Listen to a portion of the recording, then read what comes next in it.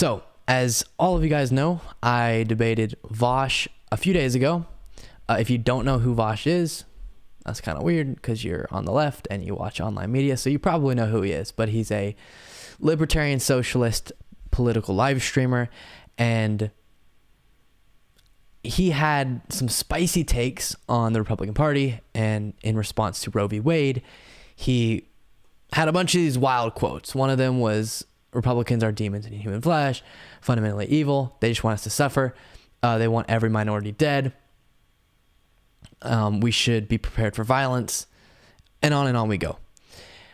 And so I reached out to him just through email and said I would love to get on the live stream, discuss with you the things that you said recently, because I think using that type of language, and again, it's not at all, a lot of people misunderstood me. It's not that I'm saying don't be aggressive, don't make clear how horrible the Republicans' actions have been recently.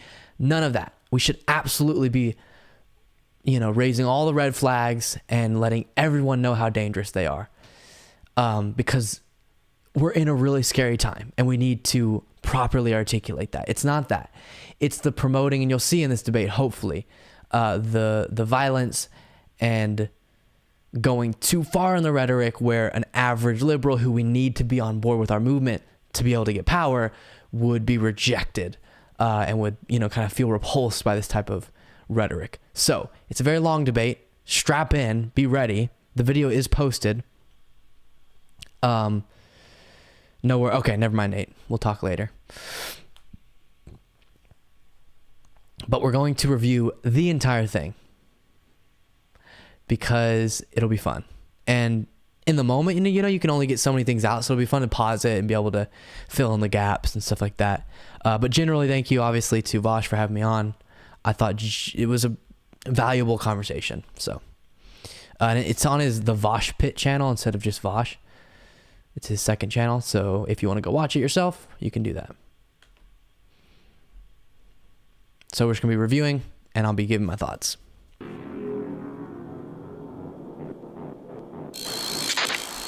How you doing? Wonderful. I'm doing just fantastic. Yeah, as I mentioned, I just recently It'll get started less a political grainy in a show, second. The Luke Beasley Show for any of your followers, Luke Beasley on YouTube.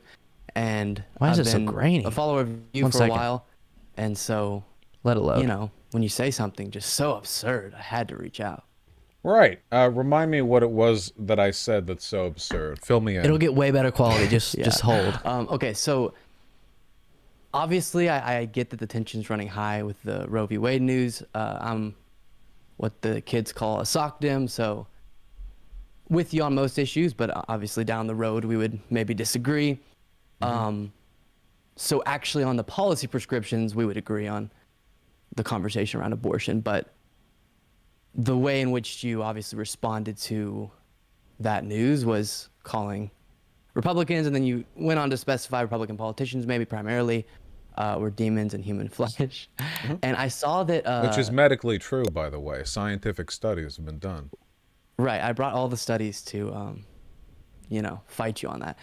And I saw that you talked to a conservative, and I saw the title and got nervous that he was going to argue with you about this exact same thing. But then y'all's conversation went more into him saying, it's not that bad, all these different things. That's not where I want to go at all. I agree with you on how bad any of these given issues. I mean, the fact that you would be pro-life, quote unquote. I don't know what the deal is with the wanting to minimize abortion, video quality is. There we go. Also want to ban contraception. Makes no sense. Not saying I defend. Or y'all got into the conversation around the demonization of trans people and all that. None of those things am I going to be like, oh, don't call them evil because it's not that bad. That's not my point at all. It was... Okay, so I kind of talked over the point initially. My general preface was, I've heard you talk to someone else about this, and I'm not trying to say, let's talk about if Republicans are really evil. That's not neither of us could prove if they're evil or not. We could lay out all the horrible things they've done and classify that as evil. Okay, great. And I'm not here to defend what they've done. I'm saying if we go too far with our rhetoric, when people realize the Republican Party's not what they want to be in, so I'm talking about liberals, they look at the Republican, no, and they turn to the left and say, is progressivism for me?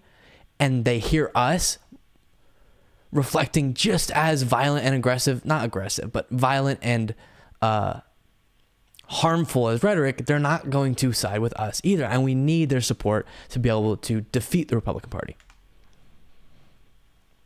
It's definitely a bit tangential. Oh, by the way, there are people in chat asking for your name and pronouns, just to be clear. Yeah, Luke Beasley, and pronouns are he, him. All right. Thank you. But yeah, go on right ahead. Absolutely. So I guess I'm not trying to kind of, oh my God, look at all these quotes, but I did write them down just so we could kind of hash them out. Mm-hmm. And my biggest concern is, what does it do for our movement using that type of rhetoric? Instead of us arguing on if Republicans are evil or not, because that's kind of a pointless conversation in my mind. Mm-hmm. More so, is it a good strategy to be calling them that for our own movement? So you kind of feel like that's good? Agree to that? Yeah, I do. I think we're rapidly reaching the point where our ability to achieve our political goals is going to come down to convincing liberals like yourself that this is no longer a political conflict which can be won exclusively through, traditional institutionalist political discourse, because the Democratic Party isn't really willing or able to operate as an effective agent of change on our behalf. Instead, that we need to be preparing for more dire civil conflict, and in so doing, we need the stakes to be understood fully, which obviously I want to impress upon my audience, and I do fully believe that.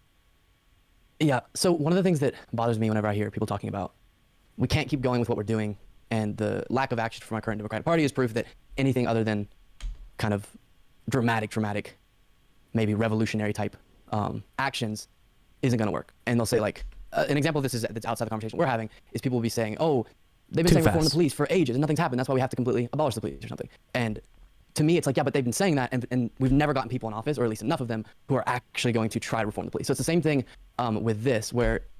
Okay, we'll have it at 1.25 speed. Good? Because I don't think we can watch this 2-hour thing on normal speed.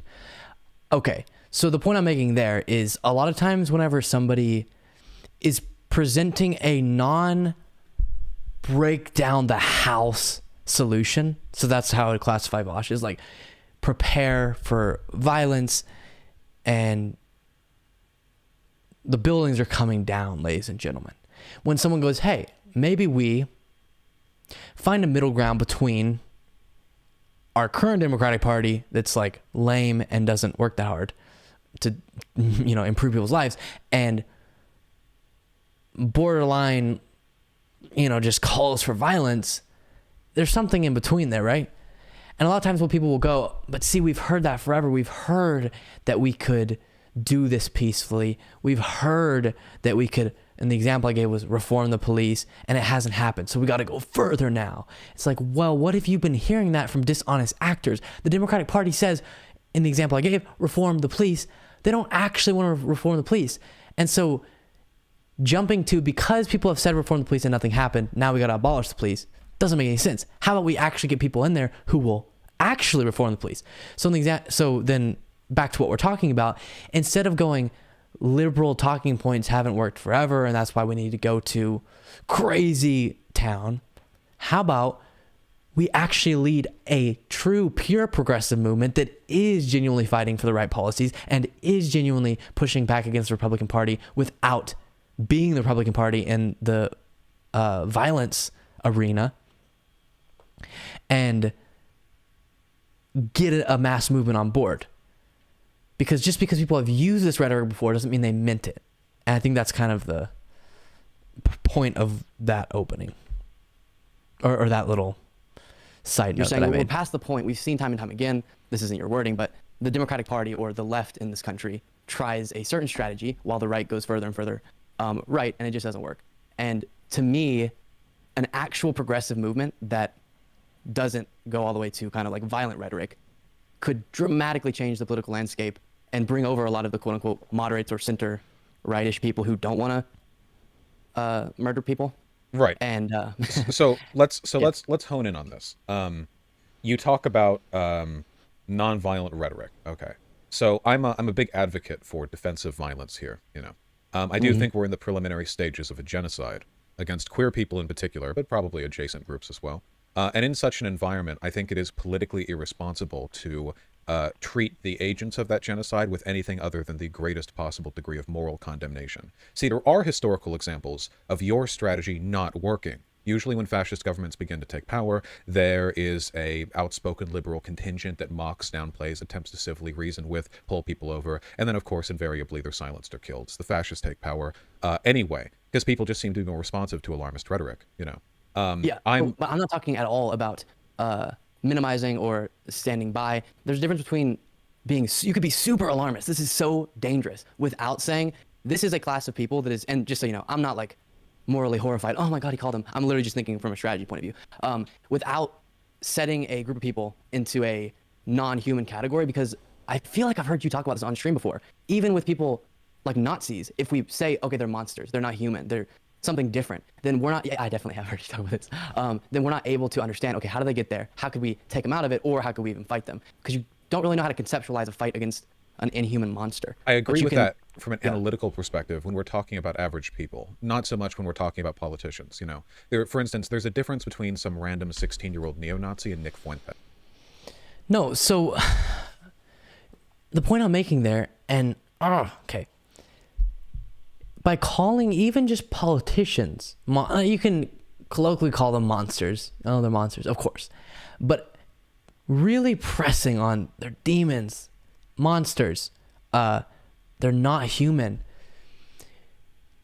The reason why it's valuable from an analytical point of view, as he admitted, is because you can then understand how to fight them, how to address them, and how to possibly pull them away from their ideology.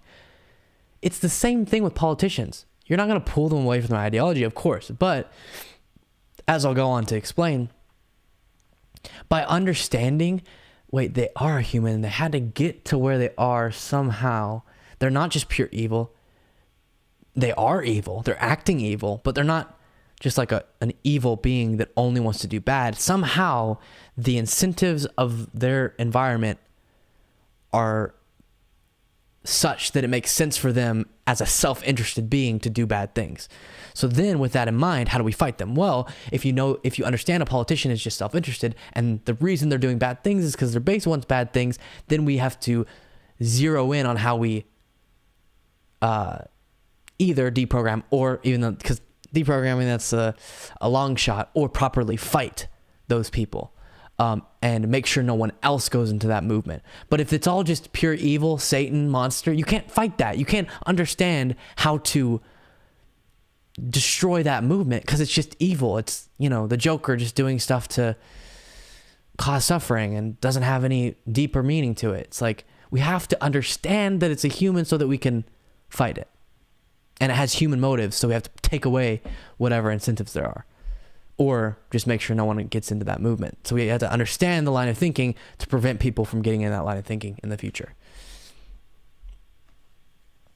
And that Nick Fuentes not only perpetuates the system, but actively benefits from his participation in it. Same with the Republican politicians, I think that oftentimes pulling people out of very far-right movements is about helping them understand they've been duped, misled, their life is being harmed. But for these people, their life isn't being harmed. Matt Gaetz's life is not being worsened by being a fascist in power. It's benefited significantly. So at that point, it's no longer a matter of convincing them or moving them away. It's a matter of fomenting a suitable degree of political opposition, which obviously I believe is farther than what you might believe it needs to be.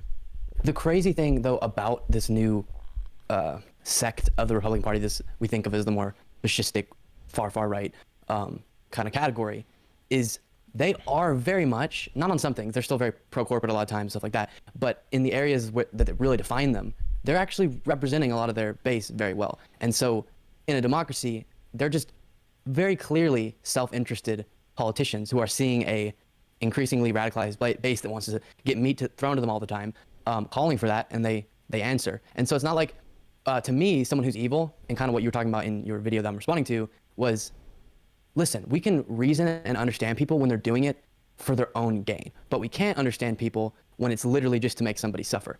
And in the case of the politicians like Matt Gaetz that you're talking about, it's not just to make people suffer. It is making people suffer, and it's horrible, but it's out of complete self-interest. As you just said, he's benefiting from his base loving him because he's doing all these radical actions. And I think if you're willing to accept that the voters aren't just, demons in human flesh, well, then the politicians aren't really either, just really self-interested people looking to stay in office. In terms of their moral, how I would judge them morally, I can't say there would be that much of a difference. The only difference is how you can treat them in terms of what approaches are politically efficacious. And I always think that it's more acceptable to take hardline stances against people in power than just random citizens, even if they have the same political positions. Also, of course, even the farthest right random Republican dipshits can potentially be convinced out of their positions. You can't convince a politician out of their positions. Right, their whole job you is can to do by the changing their things voters' that positions. they say they're going to do. You can't debate them out of that.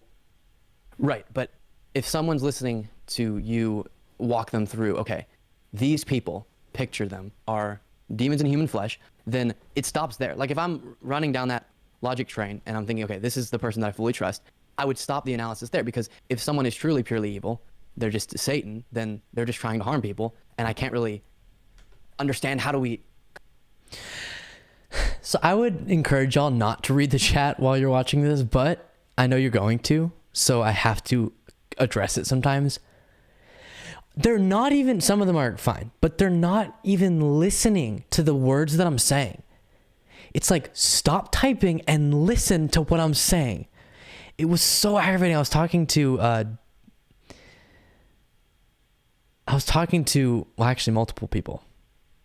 But the person I'm thinking of right now is Jared, who is a patron, and we were talking over Patreon, and it was like, during the debate, it was as if people were in the chat addressing someone who wasn't there. Like, what the heck are they talking about? Someone says, debate the Nazis, they'll listen.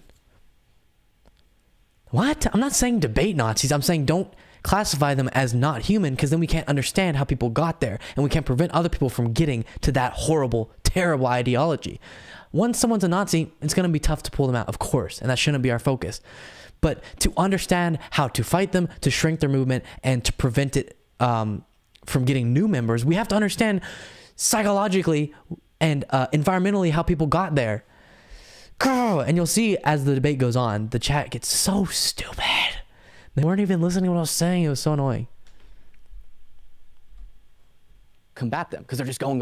But if you understand that they're just trying to represent a radical base, and then you also understand that the best thing you can do to change the radical base's mind is not address them in such a way, then the goal, now you have an actual I think you're conflating a few things. There's nothing mutually exclusive there. You can say a person is evil while also recognizing there are socioeconomic justifications for their behavior. Evil isn't really not the analysis that you had. It was just like, that's it. At no over. point, you can't pull them out of it. But we totally can pull voters out of it. I've never made this an intrinsic thing. This isn't like people being born evil. Well, yeah, maybe you could say it's their job to be evil. But even evil isn't like a real moral category. The closest thing that I could really come up to it, outside of rhetorical shorthand, is the axioms that they're attempting to maximize with their behavior are in stark contradiction to the outcomes of the axioms that I would like to put about. So, for example, if they're fascists and they believe in a fundamental sense, in rigid hierarchy and the promotion of like an anti-degenerate social order, that would starkly contradict with any invocation of my axioms, because it would entail genocide against queer people. So in that sense, you might say, well, evil is a shorthand. The long form would be that their axiomatic outcomes are mutually exclusive to mine. They contradict. Yeah, so I understand what you're saying, but it all is a rhetoric game. And if you take someone who's I have a few friends who I would say are from center left, center, and center right, kind of all around that little spectrum. And watching their engagement with politics is super interesting, because I got in a conversation about abortion with a family member, and afterwards she was like, oh my gosh, I don't know if I still feel like I'm pro-life. I don't know if I agree with you, but that actually makes a lot of sense. Like, it's about all the reasons we say about autonomy, like somebody said, they're right here. I can't see it, but there are lives on the line, someone says. Is that being told to me as if that's not what I'm doing this entire movement for? Yes, there are lives on the line, and I don't want them to be killed quicker because we get violent preemptively, or we rev up the violence machine in preparation that it expedites a clash. That's what this whole conversation is about. I think more damage is going to be done. I think more damage is going to be done with his rhetoric. He thinks more damage is going to be done with mine. Okay? That's the conversation. So you can say that I'm wrong, but acting like I'm not aware that there's lives on the line, or that the Republican Party is causing so much pain and suffering, is just stupid, and you don't understand my point.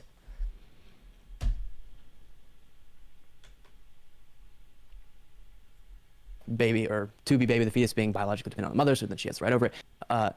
And she had not even heard that explanation laid out for her anywhere. And so I'm picturing her being like, gosh, the right wing's pretty crazy. And she flips over, okay, maybe not this person, but someone who's younger flips over to your channel, and your response to the news is not, oh, we really got to deprogram people, but the leaders of this movement are just fundamental, or I don't know how exactly. No, yeah, let's see. They're just evil, fundamentally evil, not human beings. Another person. The problem is that, again, in all caps, we're not talking about your conservative aunt. We're talking about politicians who have heard all of these points.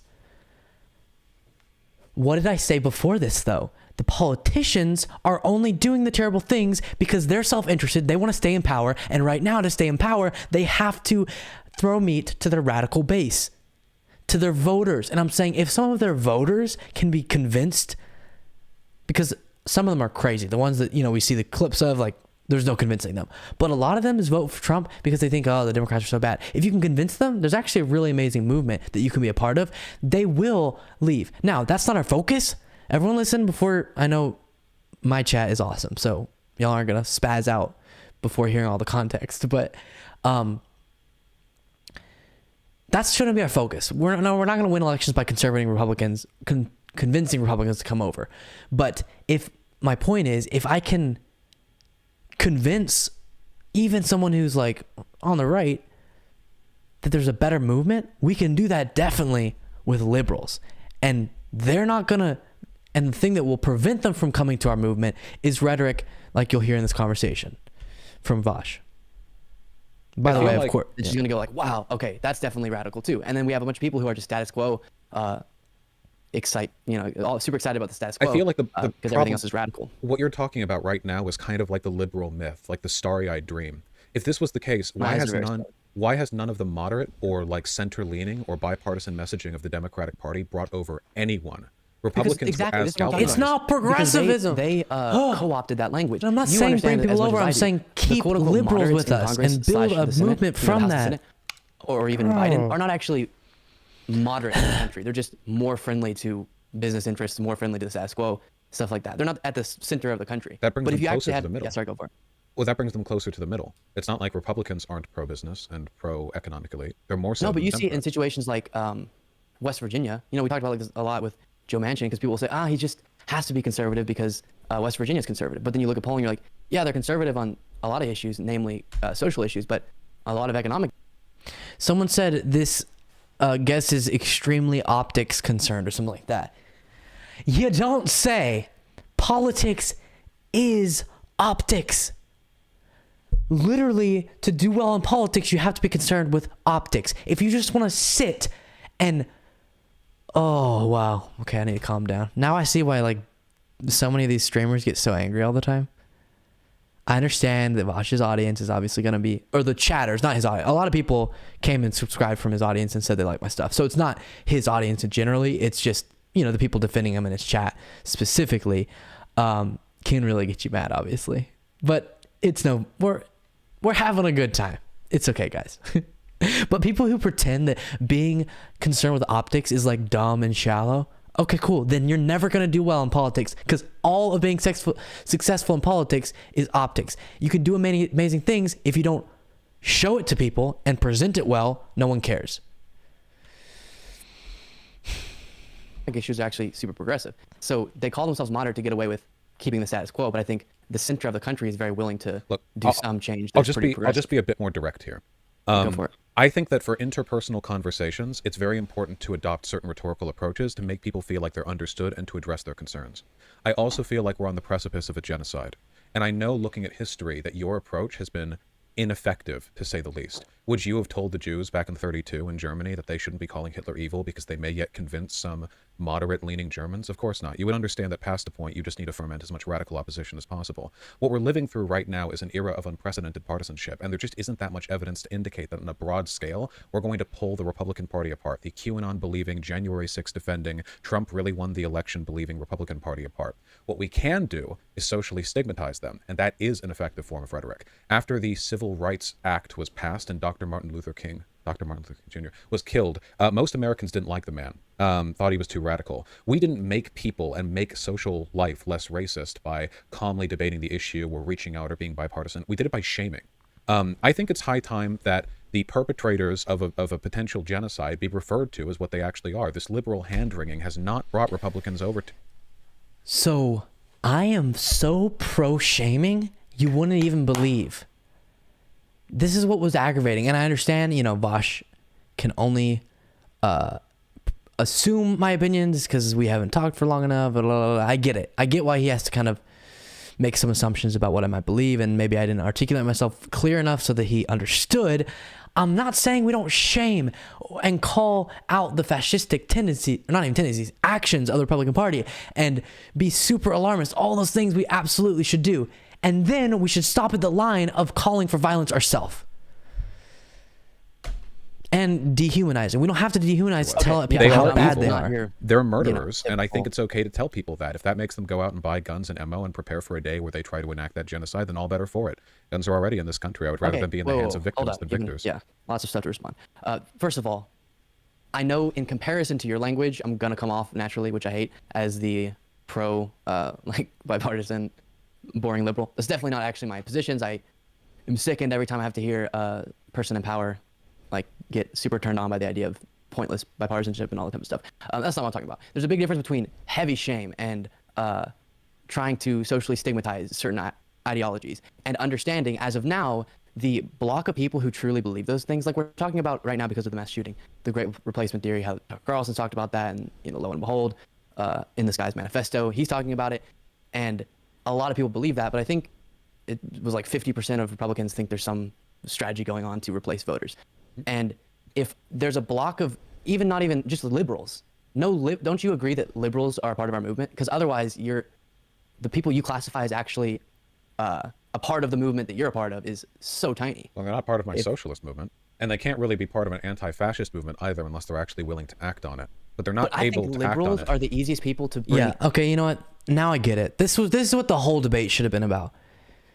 Especially his chat, but him as well, believes liberals, if they stay with their current predilections towards the way they treat politics, can't be a part of the same movement that they're a part of. Okay, great. Then you literally don't have a movement. Your movement is a few 100,000, if that, socialist online gamers. That's your movement. Okay? And if you want that to be classified as your movement, great. Go buy your guns. Be all proud of how, anti-fascist you are. If you want a real anti-fascist movement that can do something, you have to be able to appeal to more people than just uber pure, I don't even know what they would classify themselves as, but whatever they feel they are, it's like a little tiny sliver of the country. And you're not going to get liberals on board. And liberals are the majority of the country. That just is true. Now, they don't go out and vote all the time, and we do need to get them to vote. But pretending like you can't unite with the liberal part of the country is just dooming yourself to zero progress and zero chance of defeating the right. And it's wild that people think being anti-liberal is going to bring them to their end goal. And it's not easy, but that's what I'm the trying to do. options are going to be the easiest people to bring over into anti-fascism. Okay. I agree. Liberals need. Now my chat's turning.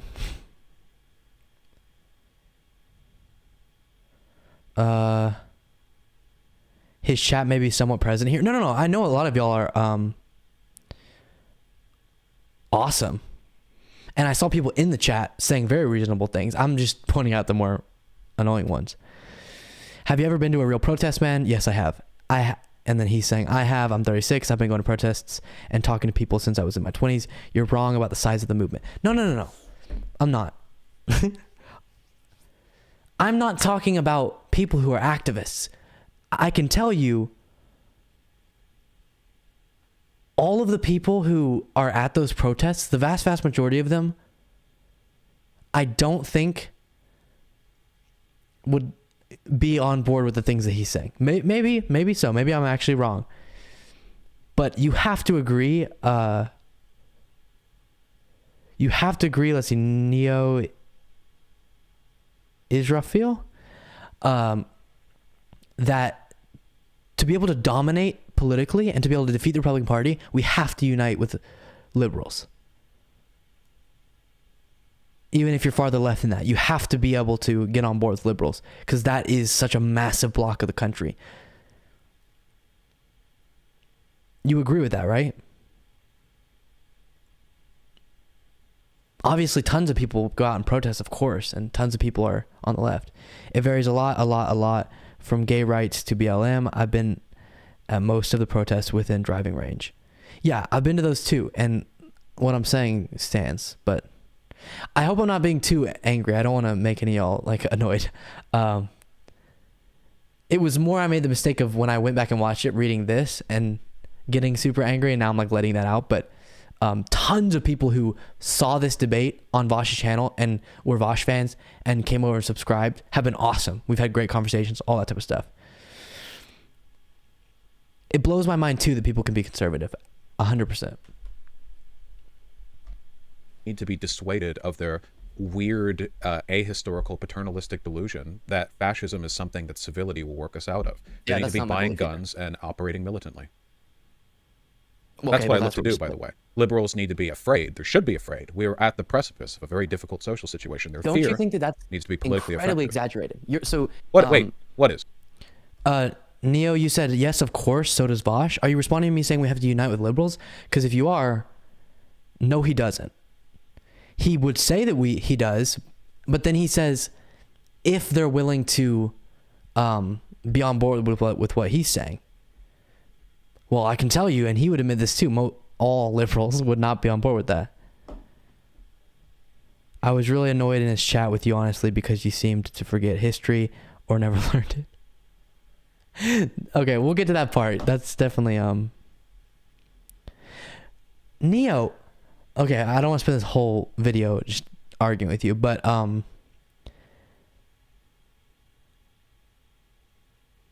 do you understand that you can say I'm on board with uniting with liberals, but then say they have to be on board with a type of rhetoric that they would never be on board with? Does that make sense to you? If you think that the average liberal is on board with what he's saying, yikes, definitely go out and talk to more people, because that's impossible. I know that's so, the way I just said that's so annoying. I'm sorry. But y'all, even he was saying, yeah, I hate liberals because they're so, or I hate the Democratic Party because they made liberals so soft, and they wouldn't be on board with what he's saying. Okay. And so if you're saying rhetoric that they're not on board with, then you're saying you don't want to unite with them. Yeah. Yes, Tommy, thank you. Agreed. We're about a genocide's about to happen, and we need to all go get guns. And that right there is why we're not a part of the same group. No, we're literally, like, if you look at any lead up to a genocide like charts, like, where are you? Here. Like, it's not ambiguous. Those charts weren't written by leftists. I mean, we're at the point right now where, Okay, Neo, say in the chat right now, I'm sorry to me. Because he just said that's why we're not in the same movement.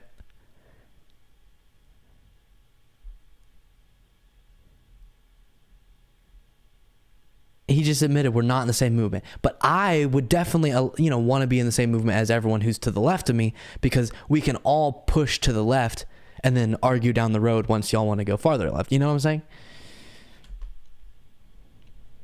Right-wing media is coordinating to condition their audience to think of all queer people, or even people with colored hair, Jesus, as groomers and pedophiles, which is a clear element of dehumanization, which leads up to legal oppression, which we're getting through currently, right now, unstopping, and following that, you know. So here's the big difference, though. That is not something that even a large portion of everyone who's to the right of me believes in fully. Almost I every don't single person care. I talk to, and if you look at polling, but you should care, because for a genocide to They don't have to be believe it. on the horizon, there has to be a significant portion of the country that has enough people in power that could make that happen. Wait, they do. Whereas right now, the vast look at any polling on any LGBTQ issue, vast majority of America is very not on board with the Weimar violence against Republic people. was the most progressive place in Europe before the Nazis took over. Republicans in 2024 are probably going to have all 4 branches, well, 3 branches, 4 I hear segments. you, Neo. The presidency, the Senate, Congress, and certainly the courts. If you don't think they'd be willing to just start, engaging in full stop legal oppression, like their messaging for decades, they've been signaling this. What do you think the lead up is? Definition of genocide? Huh? I agree. You look at, I'm in Texas, and the law that that Greg Abbott tried to do of classifying gender-affirming care for children as child abuse. That's legal oppression 100%. Is that what you're talking about? The legal oppression think precedes genocide? other behavior. Okay.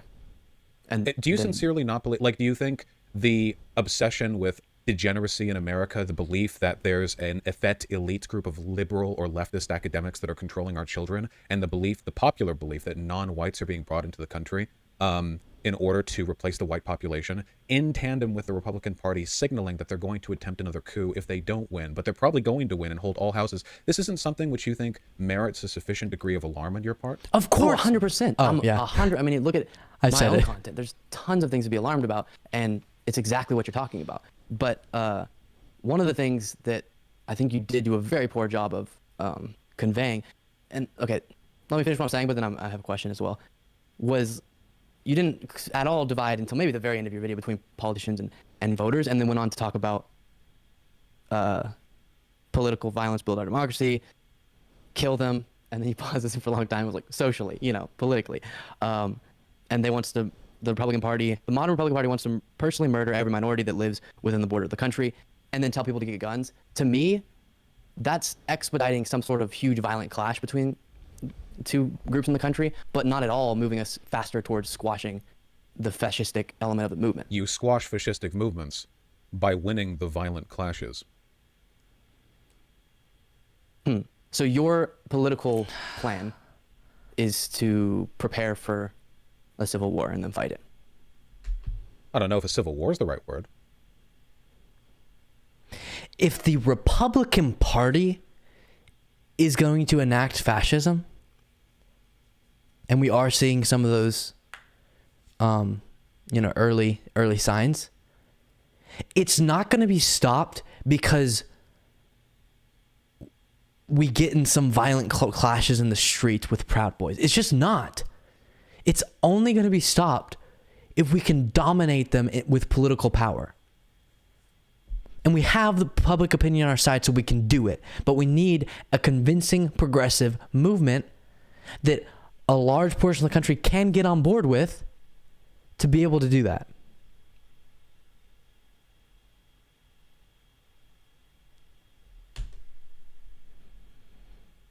There's certainly going to be violence in this country during my lifetime, and if there is going to be violence, then I would prefer the people with the better morals to be the ones who are appropriately armed and prepared. But My right actual now, guess is that any there's going to form be of- an increasing divide between red and blue states, and that with control of the federal government, Republicans are going to attempt to impose federal law to control the blue states, because they can't control it with state law.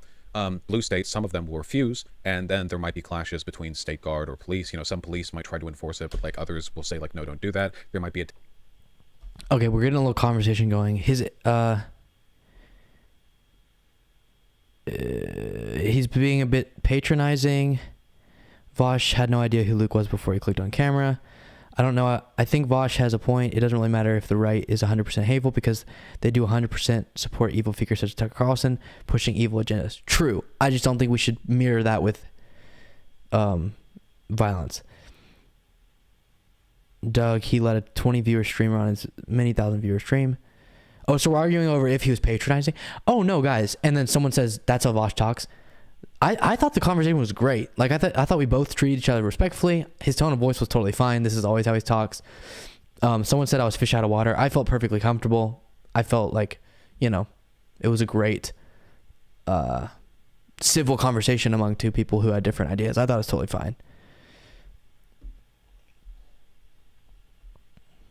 And no, guys, y'all are saying that he's patronizing me because I'm young. He wasn't. He's just we're debating. That's how you talk. You talk as if you're right whenever you're debating. It was a perfectly great conversation. We just disagree severely. That's it. Attempts at ousting. Remember during the Black Lives Matter rallies, there were like those Patriot Prayer dumb fucks rolling their, $60,000 trucks through like urban neighborhoods with a bunch of guys with guns in the pickup trucks. When that happens, I want people to be able to take shots at them from apartment windows. I don't want them to just be victims here. We have to be ready. What state do you live in? You live in the States, right? Texas, yeah. And Austin, you better be buying guns. I'm not. It's easy there, ain't it? To me, there's a huge difference. What did you say? It's easy there? Oh, to get a gun, yeah, 100%.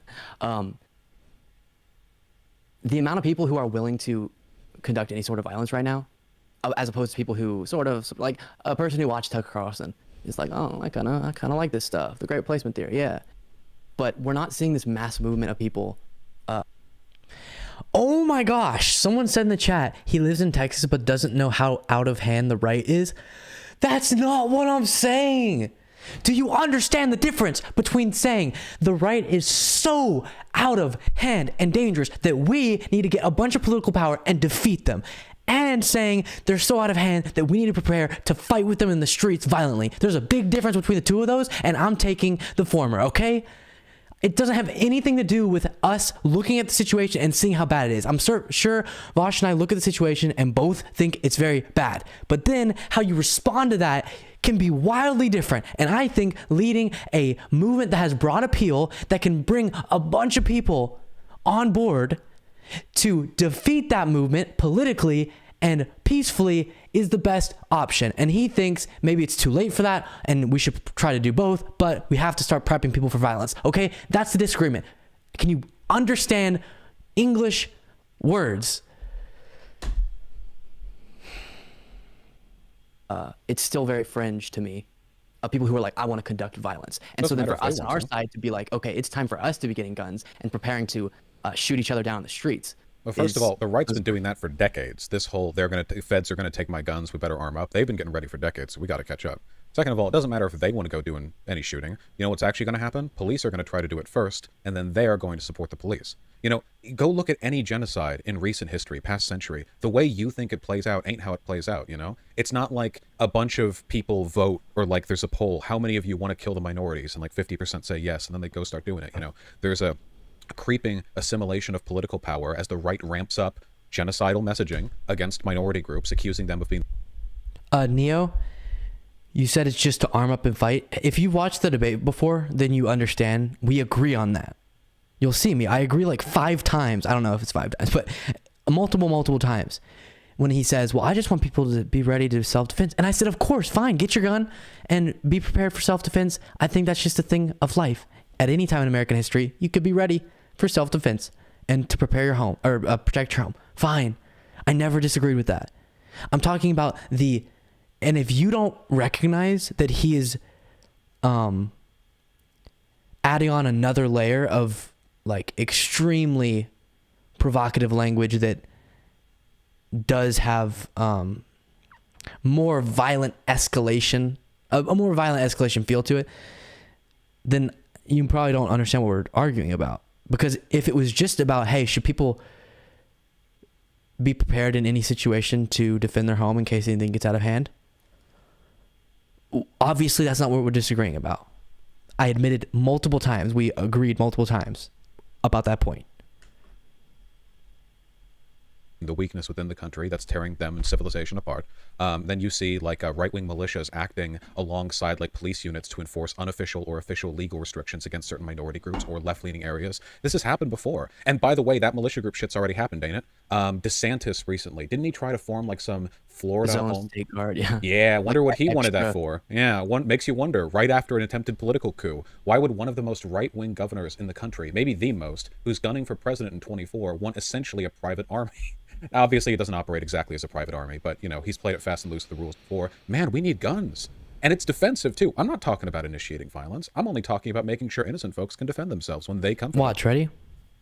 Yeah. I don't know. I think right now public opinion is in a place that the way we can defend ourselves from all of that is by grabbing power and being like a fun little movement of online people who scream about well, no, that's not how I would want to say that. Who's just screaming about preparing for a huge violent clash does not have broad appeal, and we need broad appeal in our movement to have any chance of getting power. One of the people I think about a lot. Okay, I'm gonna stop responding to comments for a bit so that we can watch some of this, but I have to respond to this last thing from Neo. You disagree. You think it's bad rhetoric due to fear of guns from liberals. That about right? No, that's not right. If his whole message was, hey, just in case, everyone should have a gun. And, you know, be prepared for anything. I would have sent him an email.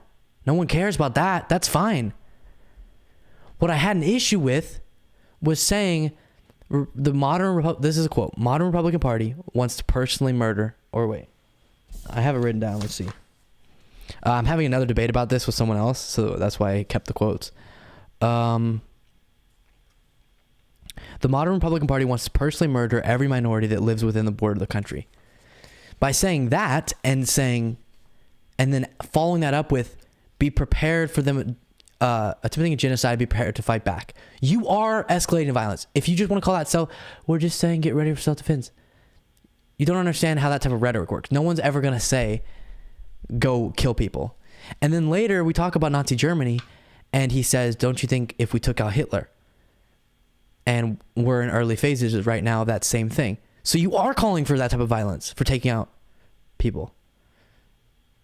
So while some people are saying he's making great points, of course he is. He's making a lot of good points. And I don't disagree with a lot of his characterizations of how dangerous things are getting. But are we going to defend ourselves as a bunch of individuals with guns, or defend ourselves? And if you want to also have that, that's fine.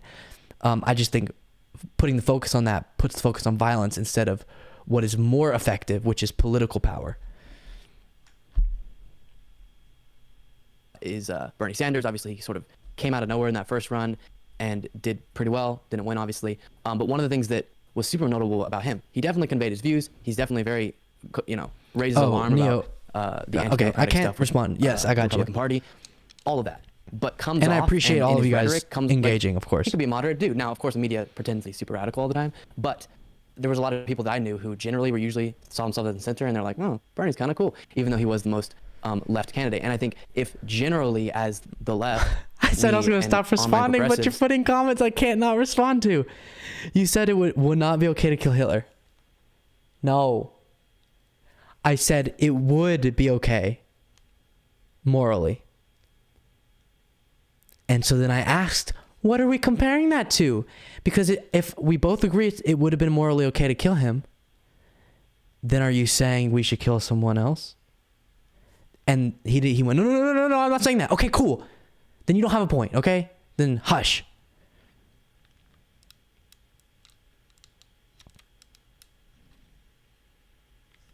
But yes, it's okay to kill Hitler.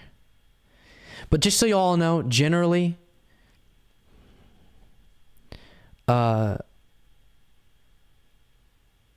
he can't say that legally. Exactly. I would prefer to have a movement that can just say legal stuff. But can y'all stop responding? Because we can't even get through this debate. I mean, I like that you're all commenting, honestly. And all of you are very smart, and I'm enjoying talking to you. But just my overarching, I think we all agree to this. If you want to be able to protect your home, if anything happens, you can get a gun. That's totally fine. If you want to be extra hyperbolic, as Neo is saying, to spark fear, I am totally on board with that. I think there's a line where you go too far where people will think you're lying instead of just being hyperbolic. I think the killing all minorities thing, it falls in that category. I don't think anyone believes, except for a small percentage, that the goal of the Republican Party is to literally kill all minorities. I just don't think anyone will get on board with that, even though they're definitely going to harm minorities. Of course, we agree to that. And I think you do have to be hyperbolic with your language so people get the point, but not so hyperbolic that they're like, oh, you're stupid. That's a lie. Okay? Does that make sense? Can we just agree so that we can move on? And I think all of our effort going into screaming about how dangerous they are, and then saying, and guess what? Our movement is all about positive change, peace, progressive policies. And so they're getting, we're programming their brains to reject the right wing because it's dangerous and fall into a soft cushion on the left because we are pro good progressive policies and we don't promote violence. That's my thing.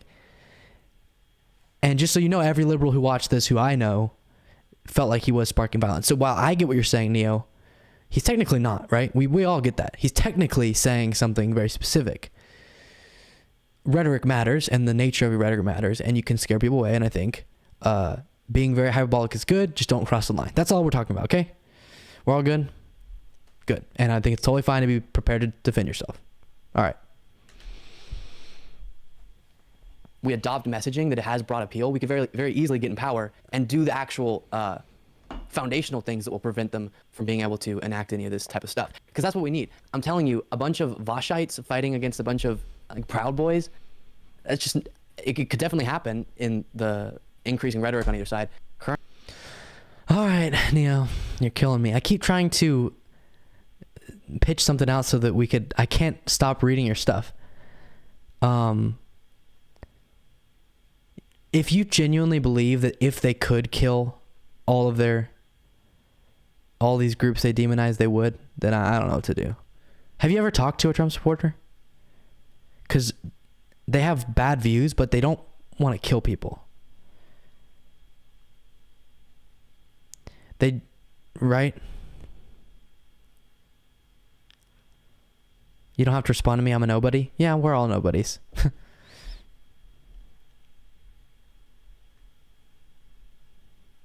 Your dad is one, and you think, wow, well, that's sad, but not true, I don't think, but whatever. Currently, but that's not going to save us from a fascistic takeover. We definitely have to get enough actual political power, and the only way you do that is to have broad appeal in your movement and not just sound like, oh, see, there's radicals on the left and radicals on the left. I don't think, because our policy prescriptions aren't even radical. Maybe farther down socialist. So they call us radical either way.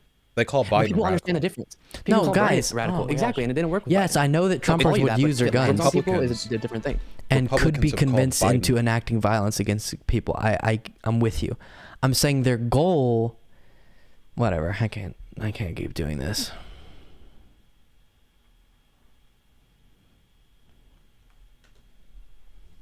Well, just let me speak in the debate. I don't think my rhetoric. This is where, with respect, I think this is liberal brain rot. I don't think acknowledging that you should arm yourself in preparation for a genocide and that the people who want to kill minorities are evil is an optical harm. I think you're falling for civility politics. But I'm saying that I'm not, okay, in my own, okay, you have to understand that a lot of people who aren't, I don't like using this because I know Destiny has like a thing against online lefties, and it sounds like you have a obsession with it. And I'm not super obsessed. Do you think it's a crazy online lefty thing to arm yourself in preparation? Hold up. Just let me finish the thought. Okay.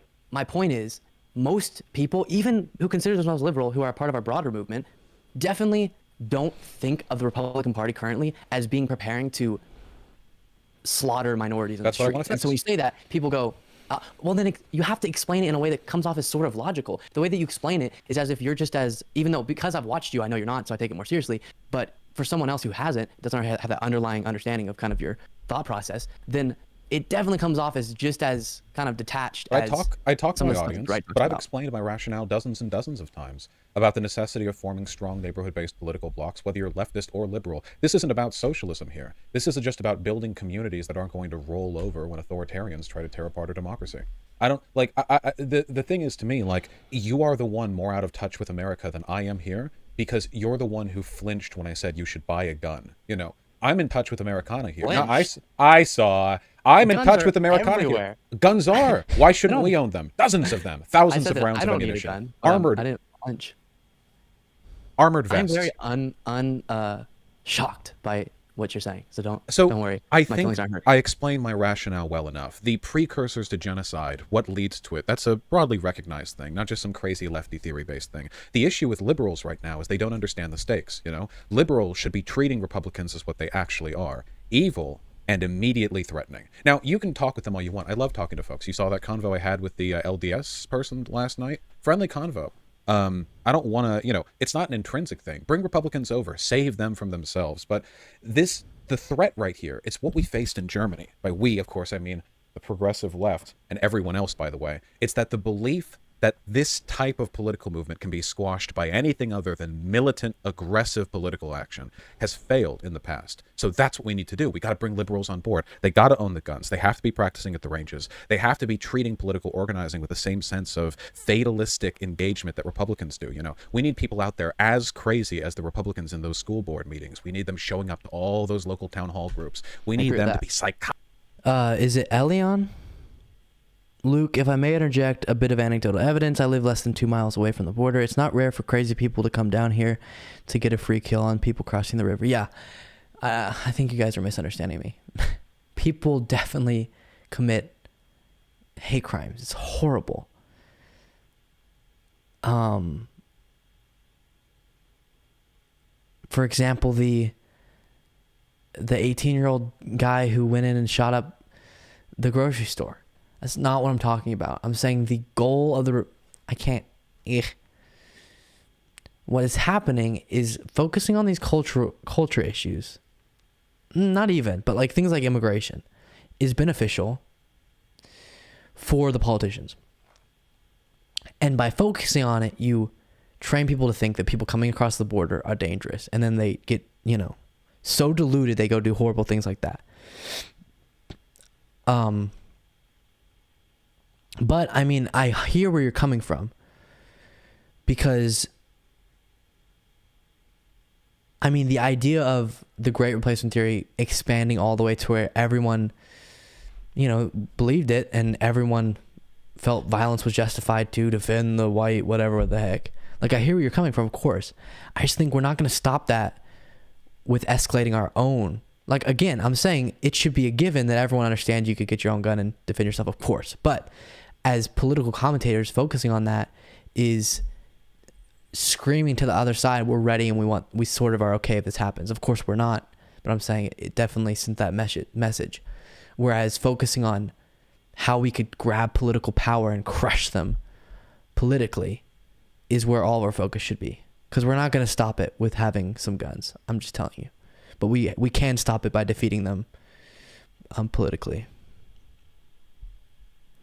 Is he saying that in order to fight crazy people is to arm more liberals? Yes.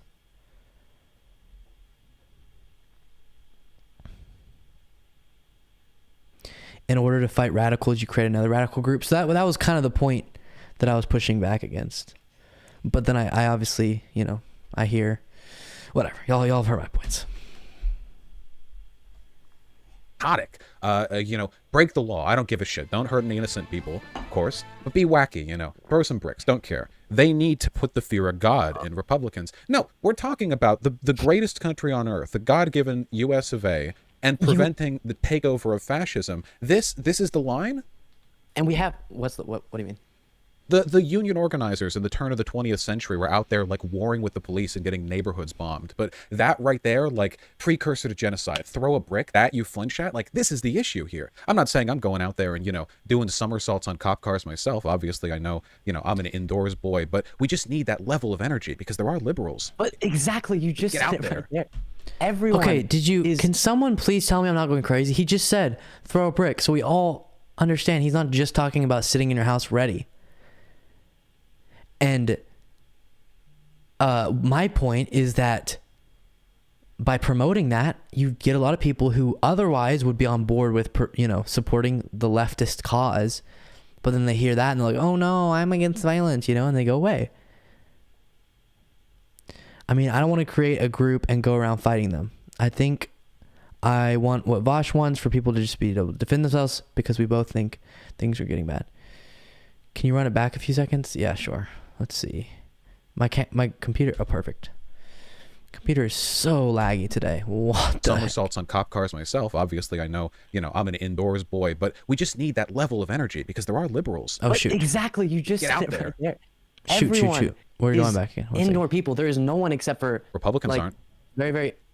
As far as people who are willing to go out and enact violence, this is not a mass movement. liberals on board. They got to own the guns. They have to be practicing at the ranges. They have to be treating political organizing with the same sense of fatalistic engagement that Republicans do. You know, we need people out there as crazy as the Republicans in those school board meetings. We need them showing up to all those local town hall groups. We need them to be psychotic. You know, break the law. I don't give a shit. Don't hurt any innocent people, of course, but be wacky, you know, throw some bricks. Don't care. They need to put the fear of God in Republicans. No, we're talking about the greatest country on earth, the God-given U.S. of A. Okay, I feel like that proves my whole entire thing. And I feel like Neo, you would even agree there. He said, break the law, feel free to break the law, throw a brick, go crazy. Because we're in expectation of, I think the word that he used in that sentence was genocide. Really? So the response to them doing horrible stuff is us going out and breaking the law and throwing bricks? Really? Really? That's only going to make our movement smaller. But if we promote he wants the energy to be matched. Okay, thank you. Yes. And I don't want our energy to be the same as Republican energy. I want our energy to be just as passionate, but peaceful and political. For fascism, this is the line. And we have what do you mean? The union organizers in the turn of the 20th century were out there like warring with the police and getting neighborhoods bombed. But that right there, like precursor to genocide, throw a brick, that you flinch at, like this is the issue here. I'm not saying I'm going out there and, you know, doing somersaults on cop cars myself. Obviously, I know, you know, I'm an indoors boy, but we just need that level of energy because there are liberals. But exactly, you just get out said it there. right there. Everyone is indoor people. There is no one except for Republicans like, aren't. Very, very, as far as people who are willing to. Oh my gosh, you guys are making me so angry. You said civil disobedience? That's not okay. If going out and throwing a brick through a building, what point is that proving? Now, civil disobedience that was successful, like the sit-ins, that was proving a point. You are breaking an unjust law. In the case of whenever they would go to, you know, let me rephrase that. In the case that they would go and sit in places that they weren't allowed to because it was all white, or other protests, but a lot of them maybe broke the law because they made laws to keep them from properly protesting, but you're not breaking a perfectly justified law, and you're not needlessly causing damage that doesn't prove any point. But yes, civil disobedience is awesome, but it has to be the correct type.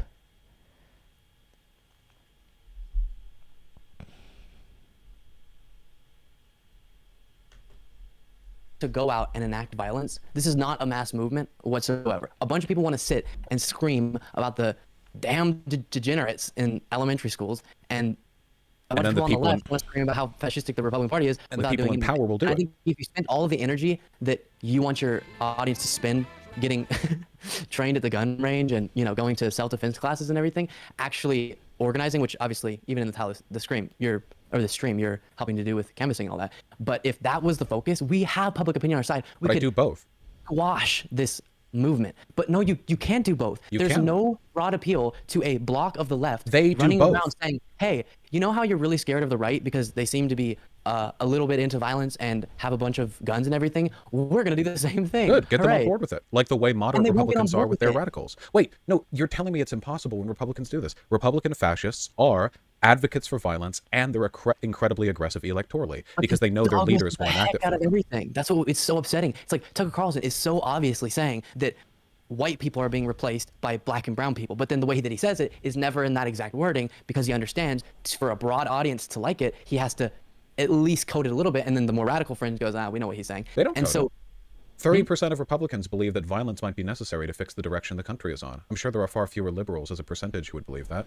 If I am to be one of the left-leaning people who will openly advocate for that, then let me be that person. If the Republicans can survive 30% of their group thinking it might be necessary, I'm sure that the left can survive me believing it might be necessary. I just don't think it's an optical harm, you know? The only people who complain to me about this, by the way, are like hand-wringing liberals for the most part, you know? Or that LDS guy from the other night, he said he didn't like Trump that much. It's usually people doing the, not concern trolling, because that implies you're being disingenuous. You're not. The, you know, like concern from the side. I know what you're saying, because I get upset with the same people. And I'm picturing like Nancy Pelosi talking about, you know, wanting a strong Republican Party and all that nonsense. I know the person that you're picturing me to be, and I need you to understand there's something in between. Oh, that's so scary rhetoric, and we need to lock hands with the right. And what you're talking about, which is, all right, it's war, baby, let's go. You have to defend yourself against violence. Do you think that's do you think like a black guy from the 1960s would like shirk if I said that? Like, you should own a firearm because there's a decent probability that far-right violence will be inflicted against you. Yes, do you think that'd be like an point. out of nowhere thing for them to hear? That's a beautiful point. What about, or by bringing that up, how did we actually win on the civil rights question? And like you said, there's a little bit of walking and chewing gum, but what was successful in pushing for that political change? If you think I'm against the passage of law to support our...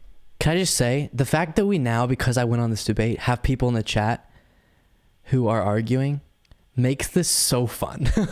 Like, we don't even need so much content. We could just play a video and argue. That's so fun. But to what you're saying that if he said what he wanted to say, he would get taken off the platform. And I think we know what we're talking about. When he made the comparison to Hitler, then I said, well, do you want to do that here? And then that's where you're saying he would get kicked off. Do you believe we should do that here? We should do what we would have been justified to do to Hitler here, to leaders here. Do you believe that? Because if you do, no, I don't know what I'm allowed to say now. Now I'm scared. But I don't think murdering people, leaders, at this point is the way that we get justice or, you know, ensure a better future. Case, then I am in support of that. But that was something, first of all, obviously a lot of outcomes didn't change after that, and there was quite a bit of militant violence at the time. And you know, it's also worth pointing out that one of the only reasons the Civil Rights Act was passed was because there was so much agitation within the country that was exacerbated by people who are very like me. But yeah, I am glad the law was passed, though that was because they were able to pass the law. What can Democrats pass? And there is Did you say SCOTUS? No, what? Okay, whatever. Obviously, there's a difference between justified and unjustified violence. For example, Nelson Mandela blew up buildings. Would you say that he was wrong in doing so? Yes, obviously, there's justified and unjustified violence. Obviously. Killing... Okay, whatever. I can't do this.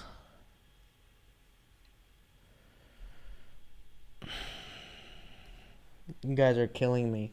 I didn't realize so many people believe this stuff. What the heck? Well, they could pass a lot of stuff if they beat Manchin and Sinema into submission. Well, they would still need to get rid of the filibuster, which a lot of them seem unwilling to do. Right. Which, if they lose... I'm with you on that. We're about to get to the primaries, which we're probably going to lose, at the very least, the Senate tie, possibly the House. And after that, the presidency is probably a coin flip. Because the movements that are, obviously they have their crazy base. Okay, boom, they have them. What happens when the Reds win? And they keep them. What was the question? What happens when the Reds win? When the Republicans win? What do we do then? Tell me you're not going to respect rules of law passed by them if they entail the oppression of minorities. Like, you'd go like, well, they won the election, so they just get to do that. Of course not. If it was, you know, unconstitutional stuff, which no. Talking about definitely would Wait, be. They have the Supreme Court. It's constitutional. What are you going to do? My point is, okay, yes. If it was a law that I understood as wrong, I would be against it. Morally wrong, right? Yeah. Well, what would you do? Okay. It depends on the specifics of the situation. Well, let's say they pass a very anti-democratic bill like they've been doing in states. Mm-hmm. There's not much. I'm not going to go out and start shooting Republican politicians because they did that. Whoa! I didn't say that. It would be legally unwise for me to say that. Of course, no. I would never advocate people do that. But let's say they, in 2024, have the House, the Senate, the court, and the presidency, okay? And let's say after they have that, they do start federally passing undemocratic laws, which they can do uncontested, and in fact, absolutely will do, okay? And you see, law by law, democracy being eroded. So, what do? You know? Now, I'm not... It's a little rhetorical. I'll answer it. We have especially in that situation. Because here's, again, you go to me. We tried liberals, and it didn't work. Republicans are about to win. But you understand as much as I do, true progressives are not in power right now. And if that's what we are fighting for, I think progressivism has a very popular appeal. And if we dominated in power and undid, any bad things that they were doing and destroyed them. Now, I know what you're saying. If you're unraveling democracy, 2024, the outcome I'm describing, where they control like every element of government, isn't an unlikely one. I think it's actually more likely than any other possibility.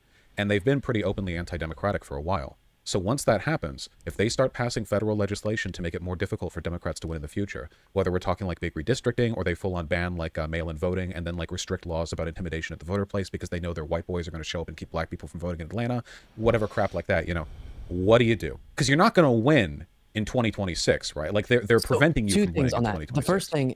The first thing is definitely just, I don't know how you would answer that. So I guess you can answer afterwards, because definitely any form of violence isn't going to make it better. It's just going to have more justification for them to crack down even harder. The second thing is, we've seen already there's tons of anti-democratic type laws in place, and it can be overcome. And we saw and then the last point I'll make, and I would love to hear you answer what you would prescribe. We definitely aren't to a place yet where even the Republican Party, as crazy as they are, feels like they can do on a federal level a certain level of wacko crazy stuff, or else they're going to lose public opinion completely. Trump was in power, and still legislatively, what crazy stuff did they do? Just a really dumb tax cut bill. I mean, he never lost public opinion, and nothing he did ever lost him any public opinion. Like every crazy thing he did and said, his. So people in the chat and his chat keep saying, like in all caps, lib. I don't know why that's like a yeah, and what? Okay, I'm pretty sure I would be fine being, a progressive liberal. I don't know if that's an insult or something. Support was unwavering. Okay. Republicans don't care. None of that was foundational, except for at the very end. You could be executed on live TV by Trump himself, and they would all vote for him the next day. This is what I mean. You're just wrong. No, you know how? I'm not. No, I'm yes, absolutely not. His approval rating did not move. You're wrong. No, right now. Do you remember how low it was when he left office? And it wasn't that low. Amidst Republicans? January 6th. Amidst Republicans? And where is it right now? It's still really high. I have no clue, but really high. Yeah, it's very high. 80+%. They don't care. Republicans do not care. And if you really think they wouldn't, wait, hold on. Do you really think, because you keep saying stuff to me which indicates that this is more of like an emotionality thing, not some principled understanding of the political system? Because you said the Republicans aren't at a point where they could pass some crazy stuff that could influence the democracy. The Republicans and still win a federal election? Correct. They'd already won the federal election. The Republicans can do whatever they want if they hold all three branches. It wouldn't matter what the voters cared afterwards. Okay, so yeah, you're saying that the hypothetical you posed to me is, because the way you laid it out was like they did more stuff like they've done in states, which we could overcome that in the next election if they mirrored what they've been trying to do on a statewide. But if you're saying they got rid of democracy federally, of course, obviously now it's time for a revolution. Someone said Twitch chat is dumb, plus they consider anyone not far left a ploy for the right. Yeah, but if you don't consider me far left, I mean, I guess then, bruh, have fun never winning. Like, I am am the left edge of the Democratic Party, and that's what we have to push for right now. If you're further left than me, then that's awesome. I respect you, but pretending like I'm some right winger or something is just diluted. He did get banned off Twitch. I think he's not banned anymore, but this is on YouTube. Okay. But so wait, so how do you so at that point? Here's my question. Like, win what? You said you're not far left, you're left for yeah, I don't really care. I would call myself a moderate, whatever, it doesn't matter. But I am curious, do you actually care about making change in the country, or just like being a certain identity, like online, like it's fun to be a certain thing? Because if you and I think you agree to this, but maybe some other people don't. Like, if you want to actually make change, you're going to have to do it through most likely the Democratic Party as far as politics goes. And, you know, if you understand that, then you're going to have to get on board with people who are of my political. Doug, you're being so aggressive. Oh my gosh. You're going after peeps. Yeah. Look to your earlier question.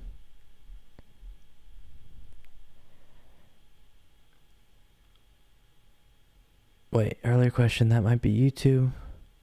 What is it? Once the GOP controls all three branches, there are a very good chance that they would, or they won't take back the branches democratically. I hear you, yes. I'm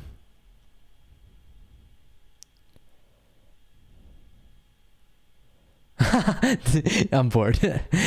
You're good. Okay, so yeah. Anyways, guys, I appreciate all of y'all's comments. I've very much enjoyed reading them. But I just think sometimes the people online who like think that even super progressive people are dumb, you know, status quo defenders, I think they are never going to actually be able to enact change because they're so up their own far left butt. And I think you can be way to the left of me. And actually, Vaush is really good at this. He's way to the left of most people who are in the Democratic, or even most people online.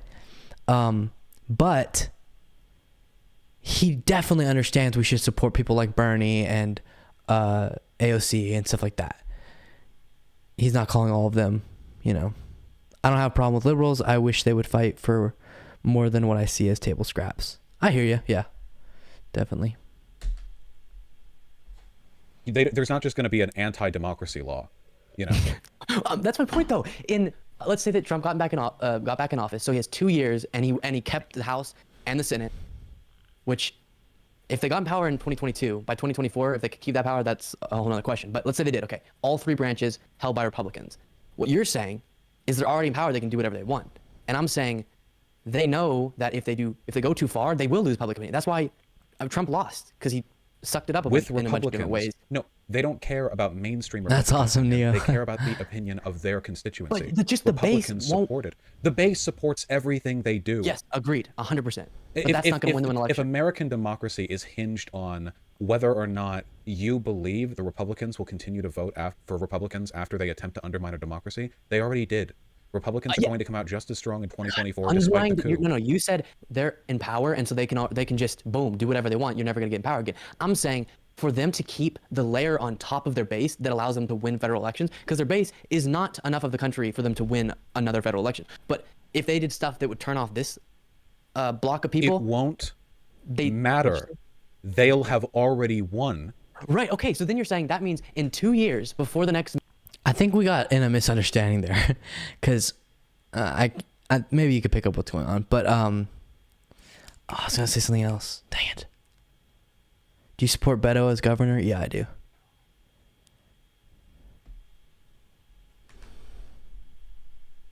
Midterm, you're saying they would pass stuff that would actually pretty much kill democracy. What midterm? If 2024, 2026. What midterm? I don't think you understand, and this is why I use the rhetoric that I do. We're up. Time's up. They attempted a coup in the last election, and they still believe it was right to do so. We're already in the point in the history books where it's getting near too late to do anything. You're talking about, well, if they revoked our democracy in 2024, by 2026, the Republicans that have supported everything they've ever done up to this point would suddenly lose faith. No, Tucker Carlson will talk every single day and night about how anti-democratic it is, that it's not possible for Klan... That's not what I was saying. I was trying to articulate that they're not going to snap their fingers and get rid of democracy. And if they do very radical actions, they will lose that part of their base. And then he says, but they will get rid of democracy lickety split. And then I'm going, okay, then that's a different conversation. If you think within, you know, and then the coup thing is a great point. And I think we're not going to prevent... If the military gets on the side of that coup, we're not going to save the country with a bunch of guns. We're just not, if the military's on their side. What we can do is grow our movement between now and 2024. And that would prevent, a successful coup in the future.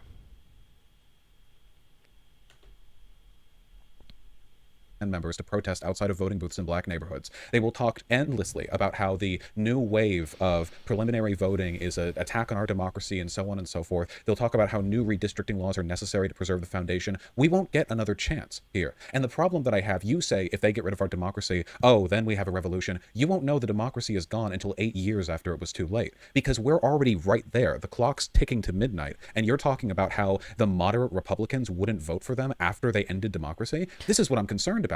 You need to be more like me. Okay, stop it. I was getting so annoyed. That's not what I said.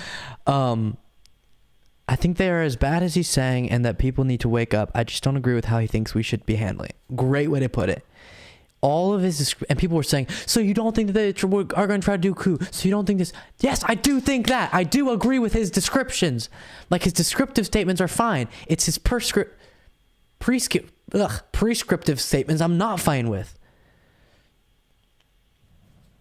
We're not going to prevent these things by escalating our own violent rhetoric. We're going to prevent them by growing our own movement. Now, once we pass the threshold and we don't grow it fast enough and we lose political power, then yes, there's no other options. And if they actually do those things, yes, there's no other options.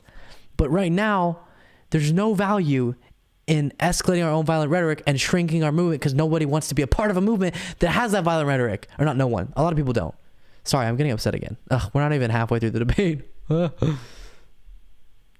was very inspirational. I'm obviously not depending on a certain, I really hope that Republicans all of a sudden wake up. No, it's stupid. I'm saying that as we saw in 2020, when the Republicans stray away from broad appeal too much, they lose. They have, record turnout, all that good stuff. What we haven't done is effectively legislate or effectively be in power. And I do get your point a little bit of like walking and chewing gum at the same time, but the only way that we can pressure the politicians / get new politicians who will effectively govern so that majority of the country goes, well, obviously we want them in power. What did Trump win on in 2016? Obviously there was tons of bigotry they spoke to, all that type of stuff, but then there was a big portion of people who supported him because they thought he was anti-establishment, going to bring back our outsourced jobs, blah, blah, blah. Okay. Why? I mean, it was pretty much, that was definitely a part of it. He didn't do anything to that effect. He didn't really do anything. And then after the presidency ended, the Republicans still support him. He ran mostly on the wall. Good way to put it, Neo. He got more votes in 2020 than he did in 2016. And Biden got more than that. Yes. So what happens when the Democrats don't get more than the Republicans? Because the Republicans have only ever increased their support. You keep saying if they do something crazy, moderate Republicans will lose support. No, they didn't. Trump had 4 years to act like a lunatic, and then more Republicans voted for him. Democrats only have to lose one. This is why Democrats don't stop fascism. They abate it temporarily. They're like a wall that you build. Because we need a radical, progressive. You're not getting it. Revolution. You're not getting it. You're getting bullets. You're not getting a progressive revolution. Okay, Bernie lost. We're not getting progressives in the House and in the Senate in 2022. Honestly think that it's more likely that we can get a mass movement of people that overrun the political body and get in power and squash the current Republican. You know what's funny? This is a great way to put it. I'm putting it well there. He said, we're not going to get progressives into the Senate in 2022. That was the sentence that ended. This debate was like right before the big primary that a bunch of progressives won in. That's funny. But I hear him. It's a small chance.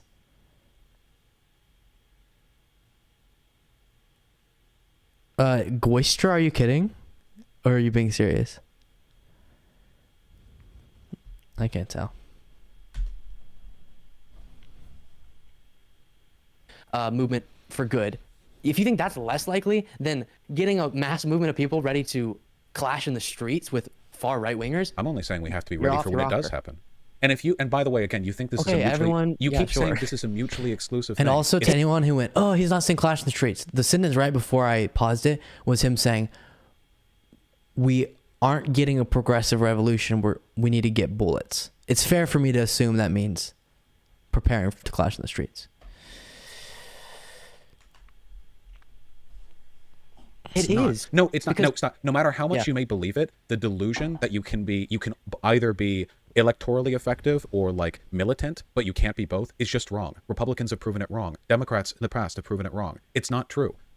You can vote, you can advocate, you can be electorally effective. Go appeal to the moderate centrist base. But I'll tell you what people vote on. They vote on fear. More than anything else, people vote when they're afraid. That's why Biden got so many votes, because they were afraid of Trump. And we need to start putting the fear of fascism in people in this country. You want electoral effectiveness? There you go. That's So how this, I know I keep saying this, but I have to keep summing it up. Oh, you're going to a Beto event tomorrow? Cool. I'm going to try to go to some of his stuff. He said people vote on fear. I agree. We need to put the fear of fascism into liberals. I agree. And moderates. I agree. And so when we strike the fear of fascism into their hearts, they need to have a movement to join. And if the movement they join is also makes them really afraid, well, now they're just afraid of two movements, and then they're going to be scared to go into either, and they get complacent.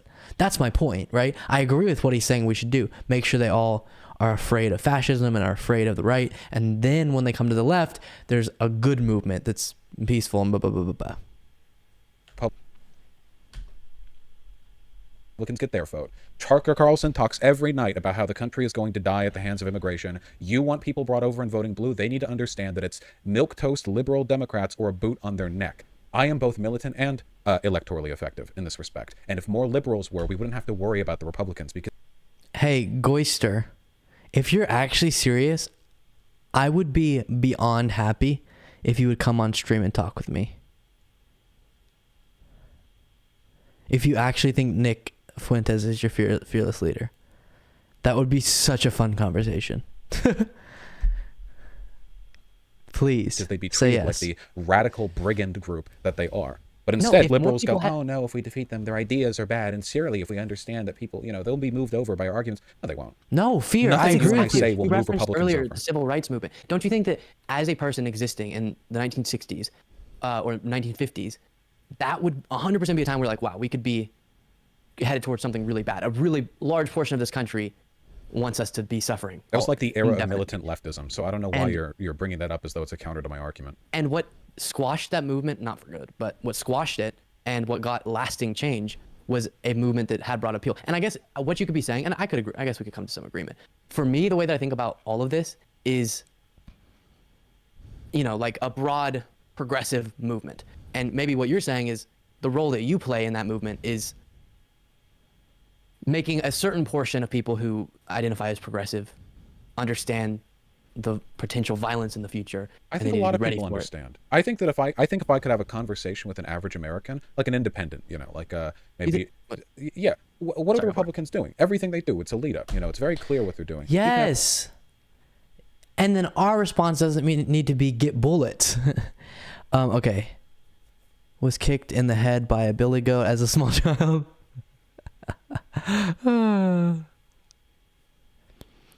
Come on stream, Mr. Groiper. There's no debate to be had. I reject democracy and liberalism. Oh my gosh. Oh, you're scared to debate? That's so sad. Little Groiper's so scared because he's so insecure.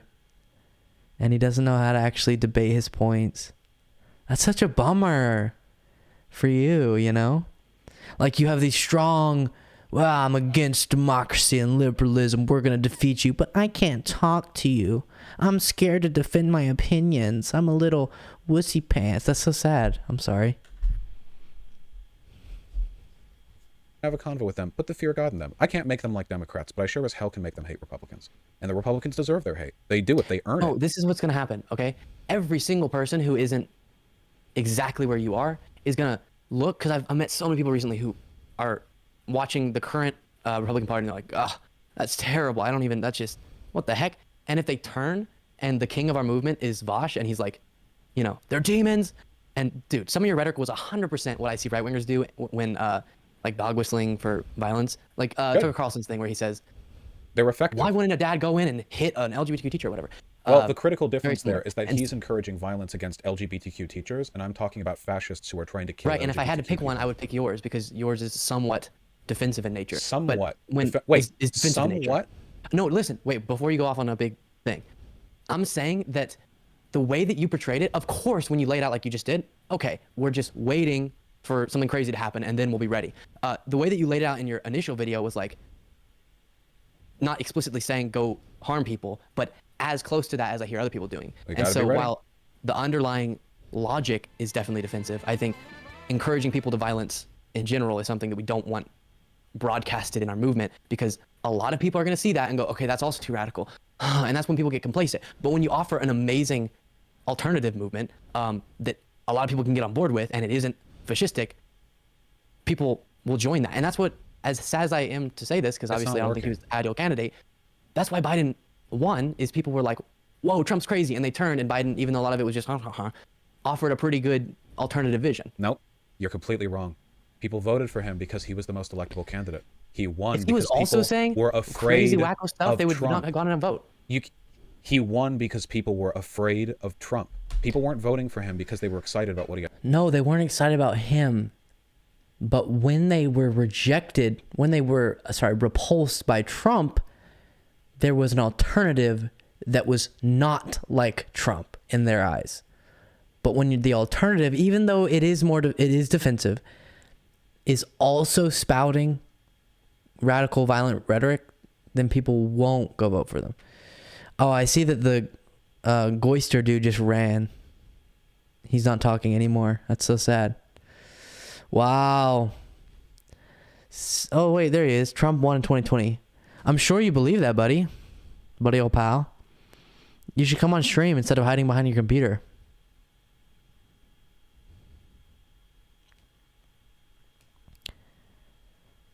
No, Andrew, it wasn't your only choice. If Trump was running and Trump Jr. was running on the Democratic side, you wouldn't have voted for them. So clearly there was some judgment to be had about the other candidate.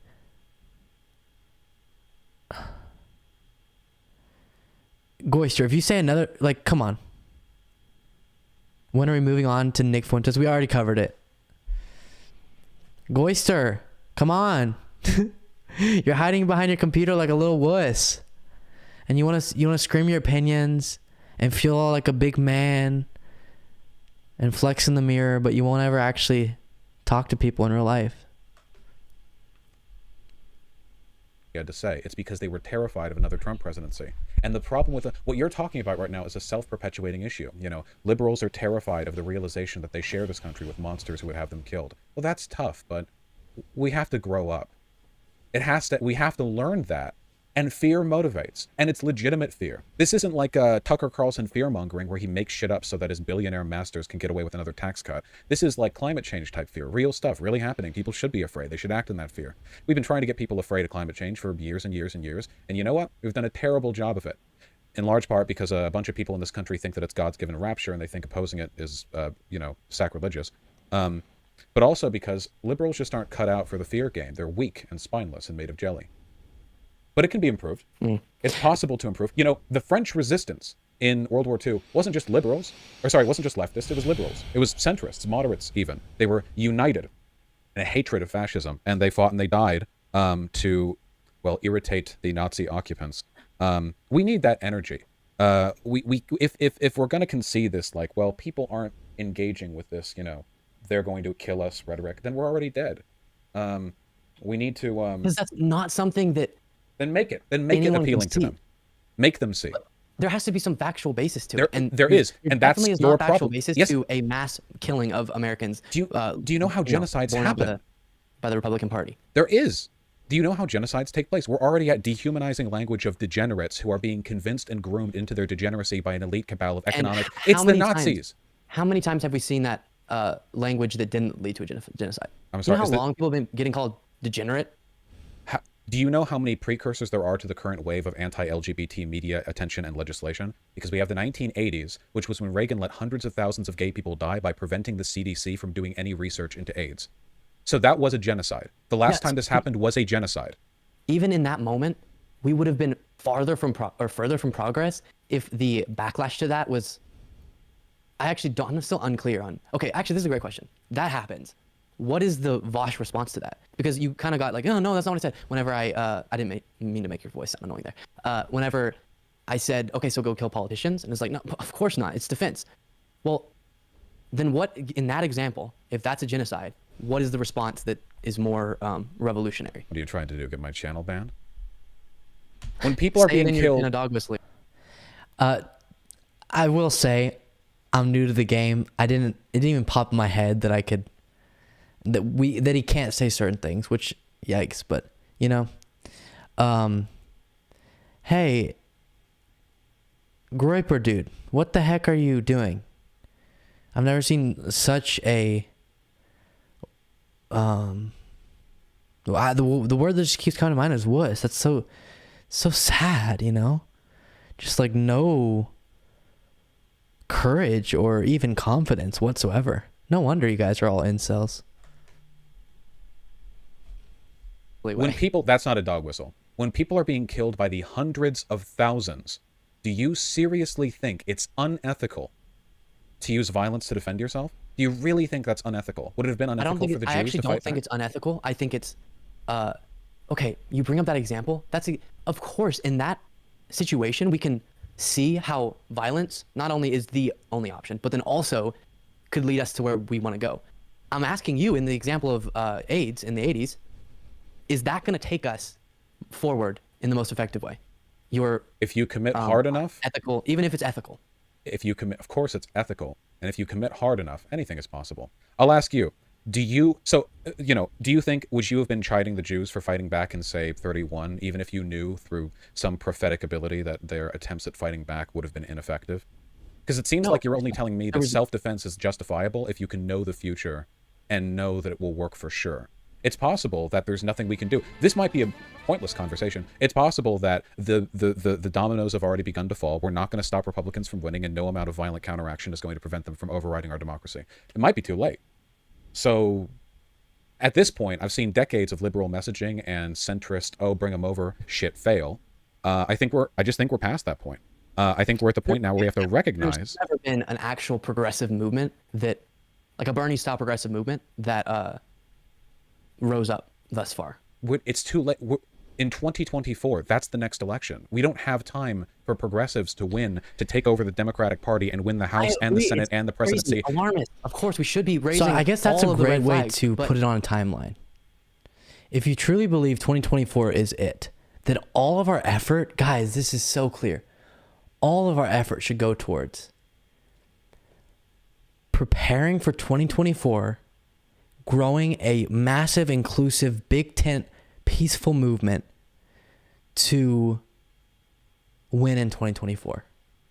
You're not going to do that if in that movement is hateful, violent rhetoric, right? Not hateful. I think Vaush hasn't been like hateful. It's more the hyperbolic, violent nature of it. And then if they won in 2024, it would take a lot of time for them to slowly, roll back democracy, all those types of things. And if we want to really get in the nitty gritty, starting then, maybe start having the conversation around what's next. And it's more Vaush's thing. If really they started doing all the things that we're predicting here.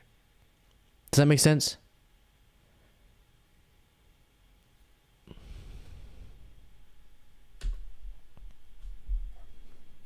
There's no way in which people being ready for violence, the only thing that's going to do I'm okay with people getting a gun in case something ever happens, of course. There you go. Second Amendment. Gosh, you're killing me. You think I'm someone that I'm not.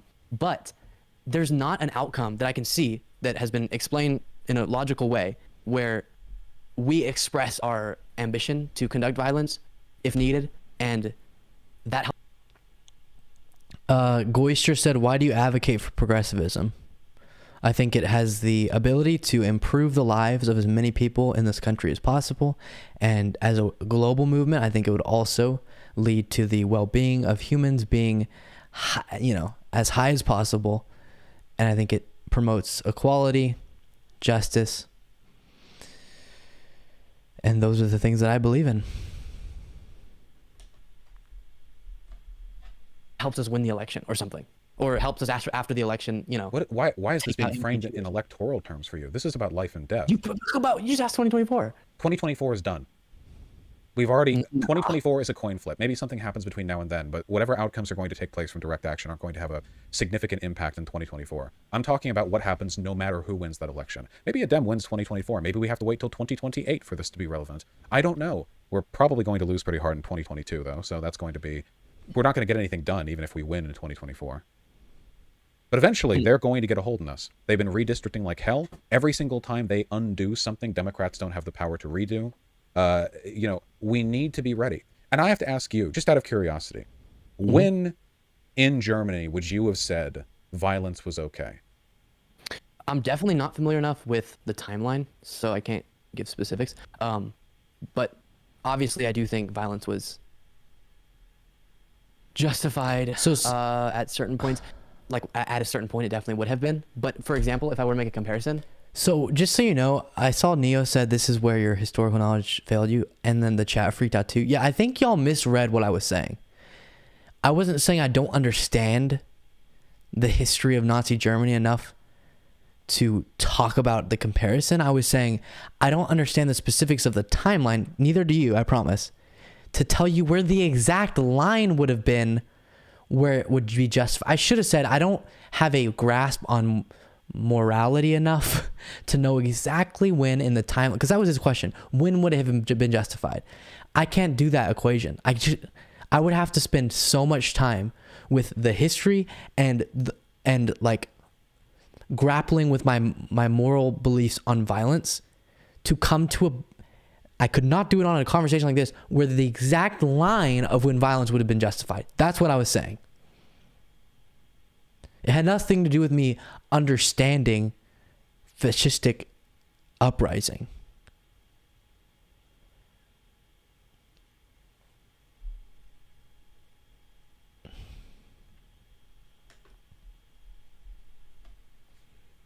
Because we didn't know the future,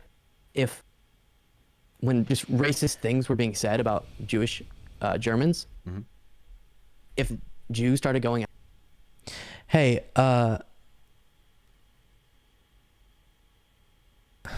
what? Whoa.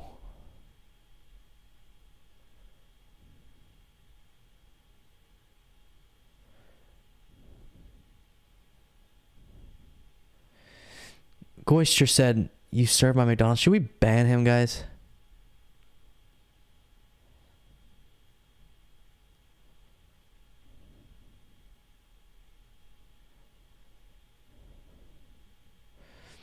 How do you define well-being? Mainly just our general understanding of socioeconomically what leads someone to having the best life outcomes.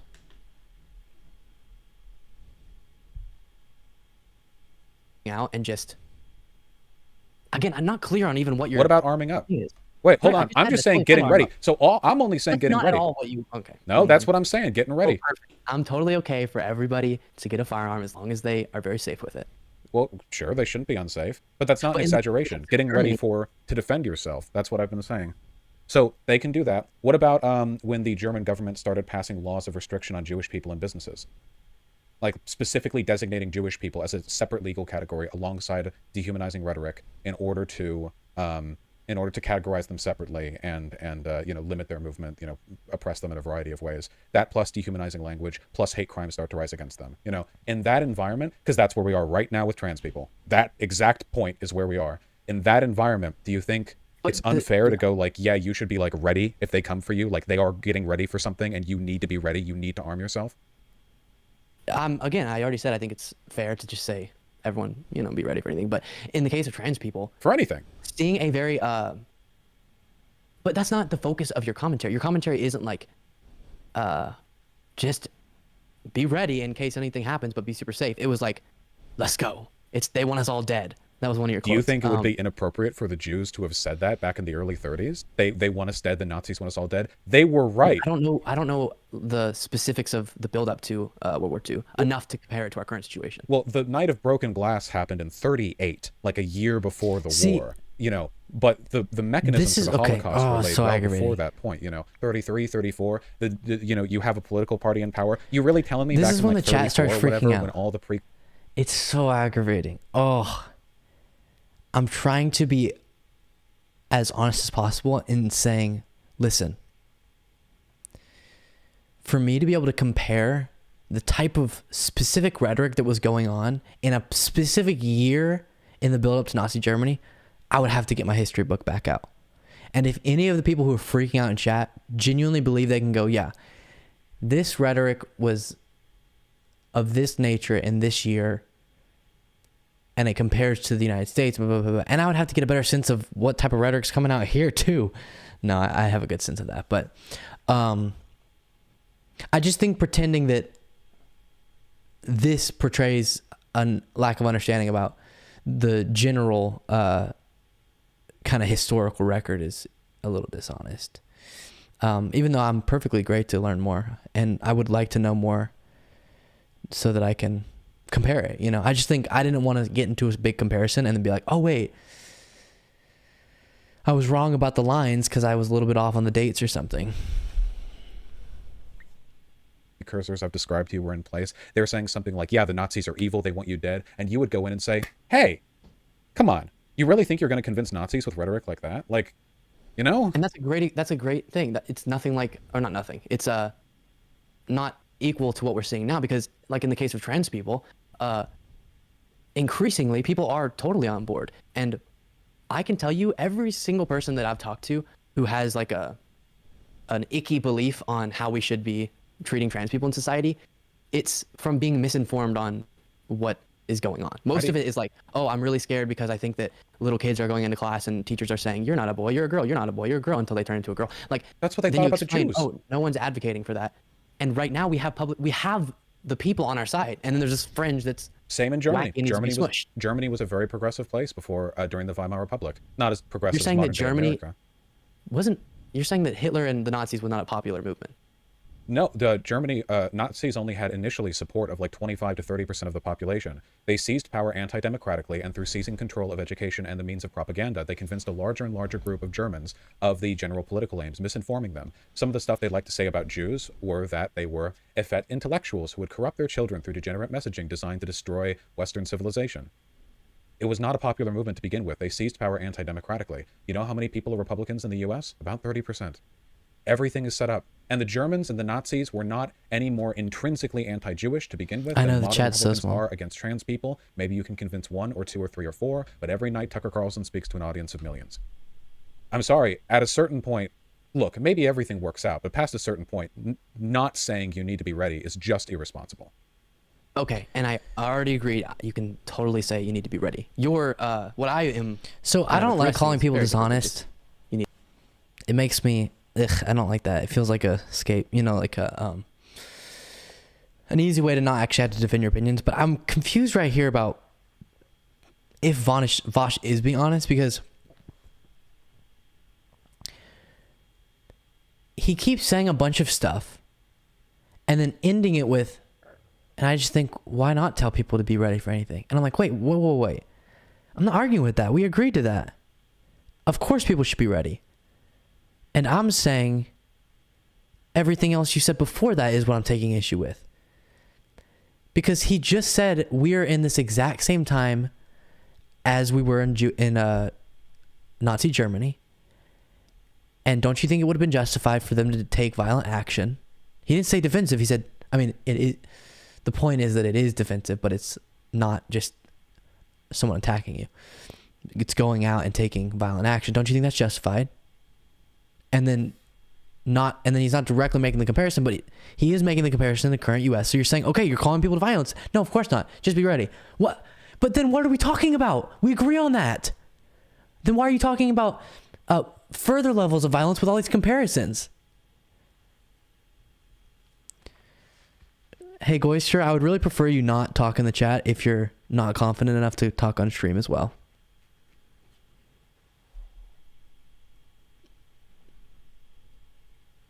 And on the popularity point, I definitely understand their rise to power. I was talking about, my belief, at least I'll put it back in the terms. I think bringing it back to the terms of the United States.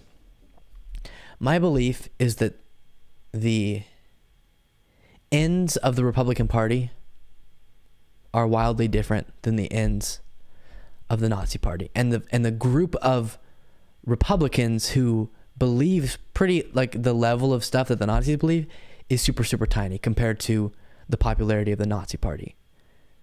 If that makes sense. I wasn't saying that like they had 50, 60, 70% of the country on board or something. Does that make sense? This is what happens. It gets, it's tough.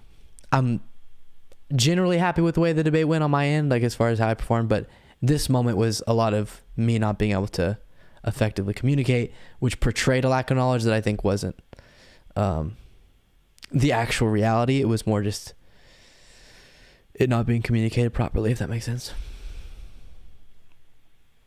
Need to be ready. But I do think, even in the case that you're talking about, I hate doing this because it's like the most extreme case and definitely lack of knowledge there. But if early on, when they started slandering Jewish people, if there's a bunch of Jewish people who started enacting violence or kind of promoting really violent rhetoric, even though I think it'd be justified and moral, I don't think even you would believe that would have helped them. That would have caused it all to seem more justified. And that's why I'm really scared about going around saying Republicans are demons and human flesh. The Holocaust happened anyway. What do you want to debate about?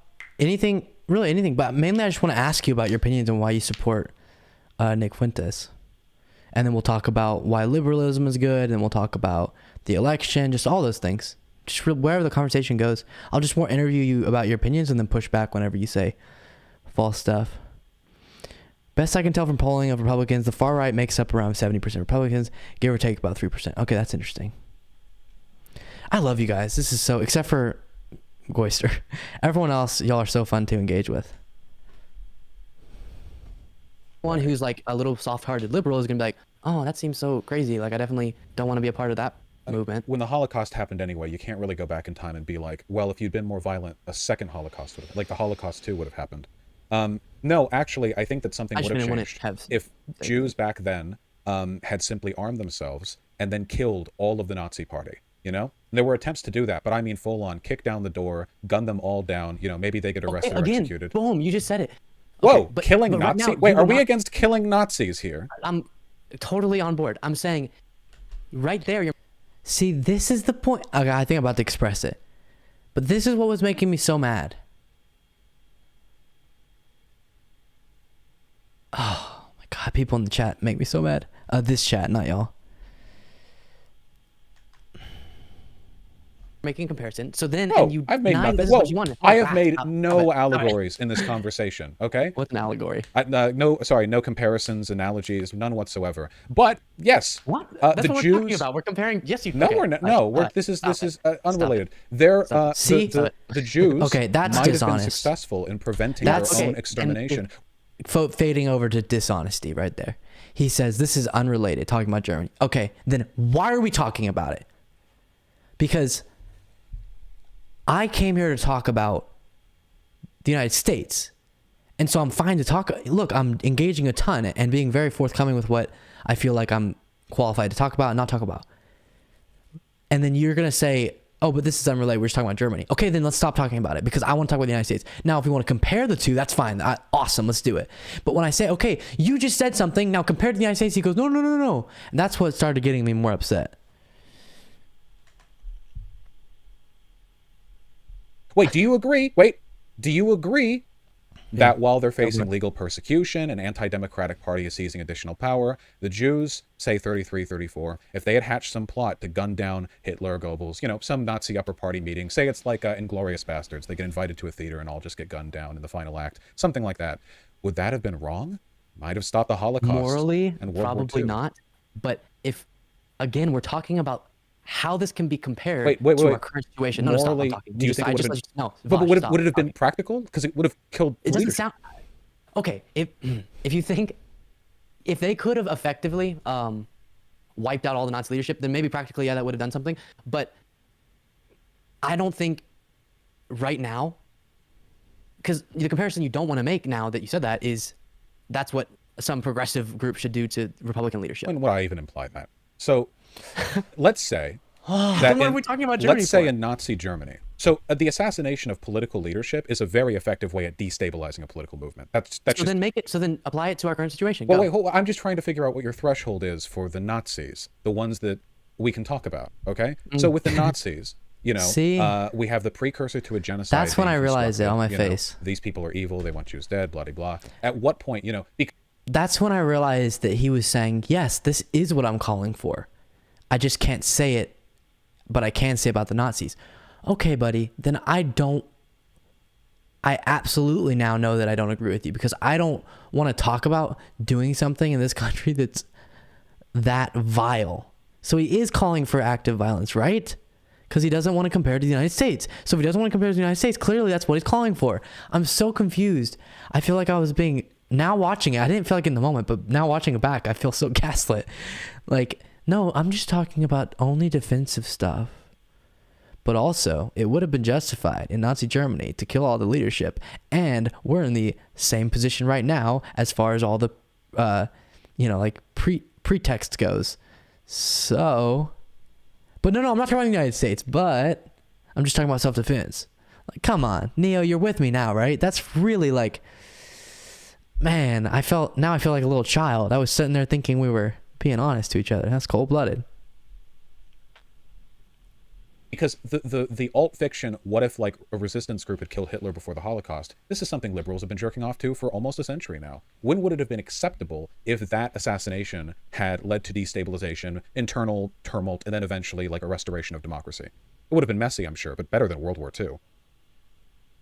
Again, it would all depend on if they like, I'm not familiar with the timeline, but if they passed a law that's hurting, Jewish businesses, like you said, Jewish individuals, and all of a sudden, like, but it's the practical thing. If you could actually magically wipe out all of Nazi leadership, You think it's like impossible? maybe that could be ethical. But Do you think it's impossible to very, like, very difficult for a small minority to wipe out a governing body. There are examples all the time of a government seizes power, and then shortly afterwards, the leadership of that government is killed by insurgents or radicals or by a conflicting faction, and then there's an internal power struggle and someone else takes power.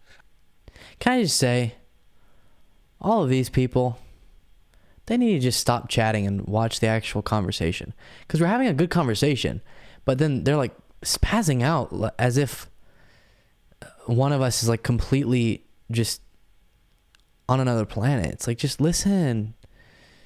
Goister, if you're ready to debate, you can email me at Luke Beasley Official. I might be able to talk in an hour. Okay. That's probably when we'll be done with this. So that probably works. Just email me at Luke Beasley Official at gmail.com. And any of y'all can email me there too if you have thoughts. I don't think anyone worse than the Nazis could take power. That's pretty much like the war. That's about as bad as it gets. So whoever would have taken power afterwards probably wouldn't have done the Holocaust and probably wouldn't have started World War II. Or at the very least, when those things happened, it would have been like a much less. The other thing too is, from my understanding, you can correct me on this, Hitler was much more of a soul leading force that constructed this whole movement around him. And so I do think practically if you could have gotten him, maybe no one else had the specific ambition to do, mass genocide, well, but they still would treat them poorly and all those type of things. We do, but if you took out Trump, which practically... Whoa.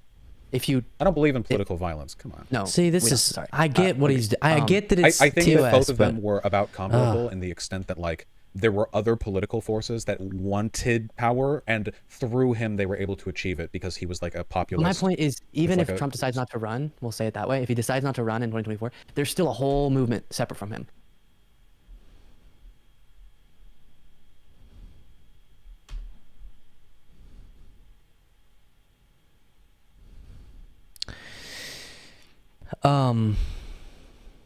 Someone said, Luke says, OMG, genocide? I'm a little busy camping. Maybe let's just be calm. What? You're literally not even watching the stream. You're literally not watching the stream. That's crazy. First of all, I hate camping. Second of all, all of my political movement and what I'm hoping to work towards is to prevent something like that. I'm not wanting to be complacent. I'm wanting to build an actual movement instead of just sitting there and dog whistling at violence. Yeah. Why not just hop on Discord? Yeah, we could be on Discord, sure. I just like to go through my email and then hand you my Discord username. But there's so many individuals who could lead the current MAGA movement without Trump a part of that. Talking about Germany. Right, See, so then stop it. I'll so stop annoying. with the possibly, against TOS language. No. I just, because you have to be in the ground game, right? We're in the ground game right now. Right now, we have the benefit of looking back on the Nazis and thinking, oh, maybe if this chess piece had been moved here. But if you were there, I mean, at what point do you get to thinking, wow, the Nazis are really bad and they're not going to be dislodged through any kind of civil protest. We should just kill them. At what point? Yes, okay, but you have to understand, there would be a point I would need to, first of all, it'd be helpful to have been there, but then also I would have to, for this conversation, read a lot more into the things that were happening to tell you where that line is. But if we could get away from that, because what I'm concerned with right now is the here and now in the United States,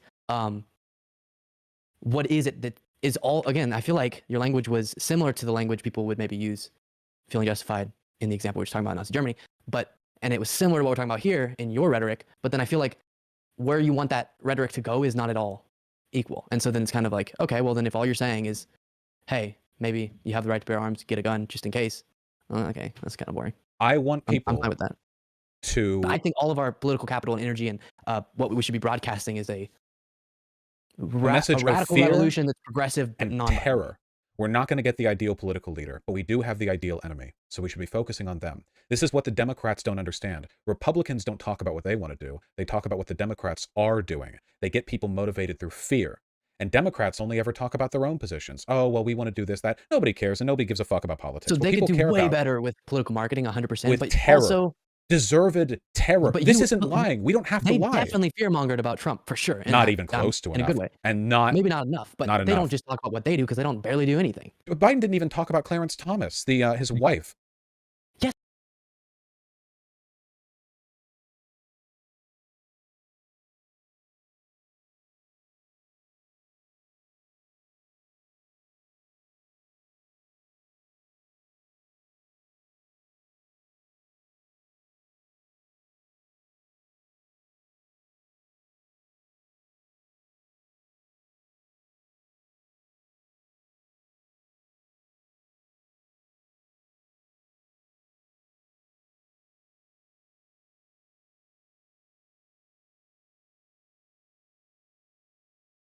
Whoops, I was muted.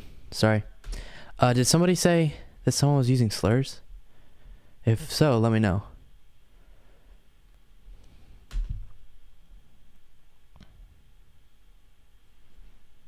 Yes, because Biden is so A far pussy. off the Washington club booty hole that of course he doesn't want to speak out. That's against what his we've little got. Yeah, that's what we're dealing with right and now. that is so far from what I'm talking about as well. We're both very far from that, and you're trying to group me in with the No. Bidens. I'm not saying you're just ideology. like him. I'm sure you're far My chair farther was left saying than him. slurs? I'm only saying that we're not getting the ideal progressive candidate with the ideal progressive message and the ideal progressive party to back it up. All we have right now is this shit. So I can't convince people that Biden's great. I just can't. But I can convince them legitimately that the Republicans are dangerous. And Neil, I saw that you said we tried making two movements and we failed. Yeah. And we can't give up. If you try to make two movements and you fail two times and then you resort to this, then yikes. Someone link a disc and we can get on it. Okay. Here, I'll send you my username.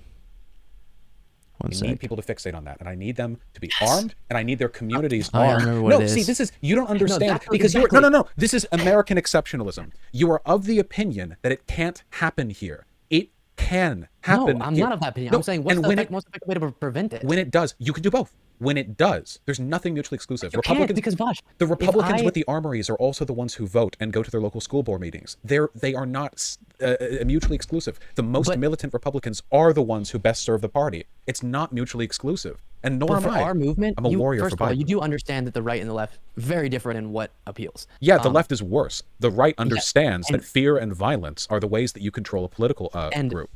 When you say you can do both, it's just like, but we can't. Okay, because there's if my I'm talking to Discord. my audience, same size as yours. No, if I'm talking to my audience and saying, hey, here's some other people you should go watch that we're trying to, unite with, and I suggest a lot of my audience is gonna be like, what the? Well, some of the stuff. Then let them die. Then they will perish. They have to be strong. We're not going to be in power because now we don't have large enough of a movement to foundationally prevent what's going to happen, because we're split among like people who are against violence, in their mind, and then you and that kind of ilk, and then we don't have large enough of a movement to. You are wrong in believing that people in rhetoric like me are harmful to our coalition. Fear is what got people to vote for Biden. Yes, fear, but they don't want to feel like they're as bad as the other side. Everyone feels that way. You're fearmonger a lot. No, stop. You absolutely should express to people how dangerous the Republican Party, especially certain elements of it, are. But if your rhetoric sounds a whole lot like theirs in what you want to do, now that we know there's a lot of things to be afraid about, this is an aesthetic concern. We're not going to grow that's like your entire job is your aesthetic. It's a fleeting aesthetic concern. What, we sound like them because they say that they need to go and kill or legally oppress trans people, and I say trans people need to defend themselves against their oppressors. If a liberal, to kill. If a liberal hears those two things and sounds no difference, they deserve to die. When the fascist mob comes through. You're gonna die too. Listen, because your movement wasn't big enough to actually get in power. And a liberal you're is gonna be a fun little friend on the side with your guns, and you're gonna be shooting at people. And you're gonna die. Stop. Wonderful. I have been exceptionally patient, but I'm going to lose it now.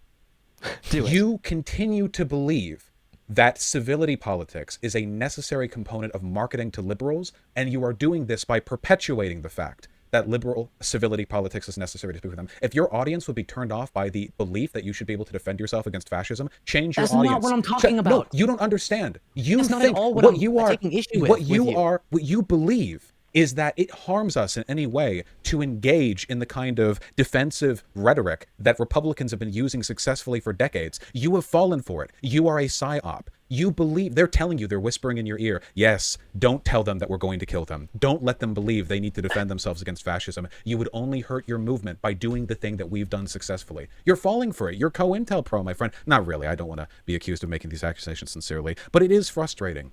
Independents will be moved by the rhetoric they hear. Republicans have moved a lot of people with theirs. It's time for us to wake up, realize we don't have time. Our rhetoric is fucked because we don't spend enough time fear-mongering. That it sucked. Yes, I totally agree with you. Fear does drive people to the polls, all that type of stuff. So what do we say? You have to understand that I think you would agree to this too. The reason why we don't stay in power is because on the. It's funny, right there. He saw it. I actually said, "It's sucked." Oh man, that's funny. Because y'all know me, like on my show and stuff. I keep it good language, so it cracked me up that he responded back to me, and I was like, that's not what I said. The campaign trail, Democrats do a really good job of I've never been in power. They fear. Yeah. Yes. Obviously. I'm talking about the current Democratic Party. The reason why they get taken out of power is because they don't actually do a lot or materially improve people's lives a lot or anything. And then, like you mentioned, they're not great at effectively fear mongering. But in the example of the Trump-Biden election, there was a lot to fearmonger about, obviously, in the middle of COVID and all that type of stuff.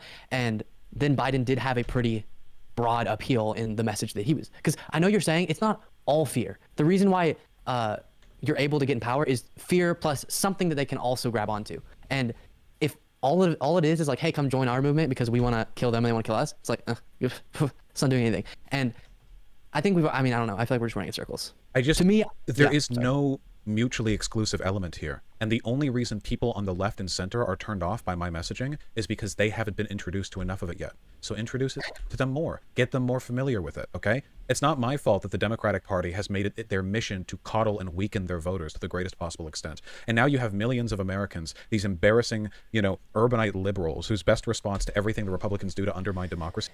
It's interesting. He agrees with me on that so many liberals are, pretty soft.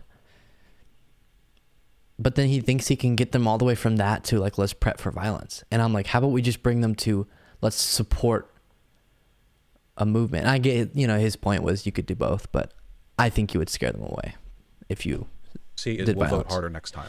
No, you won't. You're not going to get to the voting booths. You're not going to get a chance. No political body is effective or relevant without a plan for how to deal with the end of the democracy that their party exists in. The Republicans are ready and Thanks, waiting. Kevin. Where the fuck are we?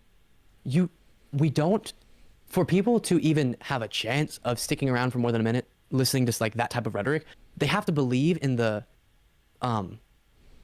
like the foundation of the building that you're building. Because, and by that I mean, they have to believe that democracy is going away. I don't feel like we're doing a good job of expressing that. They have to believe that there's actually this bloodlust on the right, which I don't think enough. But that's my point. I don't think there's enough evidence to prove to people then you're the right a stooge. is planning to kill people. No, you keep saying kill people. You have a child's understanding of how genocide takes place. I encourage you, yes, to look up the history of Nazi Germany, because it was apparent from our conversation that you don't have any historical allegories for how genocide takes place. You seem to be waiting on the let's kill people bill. Okay. Even in the example where I was upfront with, hey, I don't know the timelines, I can give you a line. In that case, you also, that's a great thing to talk about. You haven't defined where the line is in either cases, really, and how that compares to our current situation. The line for what? Violence. Violence started the moment the declaration was signed. What I'm talking about isn't the beginning to violence. It is a beginning to the defense against violence, which has taken place. We live in a system built by violence, political violence. When cops enact laws passed by political agents acting on the behalf of their corporate masters, they are acting violently. What we're talking about is social violence against minorities, sometimes legitimate, sometimes illegitimate. Is it done through the purview of acceptable legislation, or is it done targeted to hit them? It's difficult to say, but what's happening right now with this LGBTQ bill wave across the states is pretty unambiguously unjustified, a very deliberate targeting, and this isn't how it starts. This is the middle point. We're into it. Let's focus in on this. So with the LGBTQ stuff, this is my point. If you go to anyone and you read them one of the bills and you say, this is violence, it's time for us to get ready to fight them, no one's going to be on board with that except for a very, very small percentage. Fine. How about the legislation that says that there would be attempts to violate the Interstate Commerce Clause and press charges against any person in the state who left to go to another state to get an abortion? I forget which state that was. If you take a look at that, not only can you not get an abortion in your state, you're going to be charged unconstitutionally if you get one in a different state. So essentially, you get raped and you're pregnant 2 months. You now have a choice. It's Texas apparently. You now have a choice between having an abortion in Texas illegally and... Hey, I saw 2 people friend me on Discord. I don't know who is who, because your names are different than your usernames. So let me know.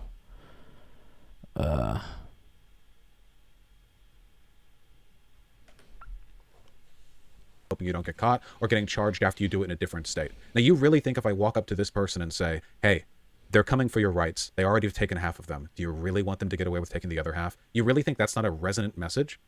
Oh, it 100% is. And then you say, and that's why we need to get ready to fight them in the streets. And then you give them Then you say, then you say, hey, they are literally arresting people for miscarriages. You should probably arm yourself. You should go there and probably get to know your neighbors and make sure that you're familiar with your community, so that if the cops ever start doing rage.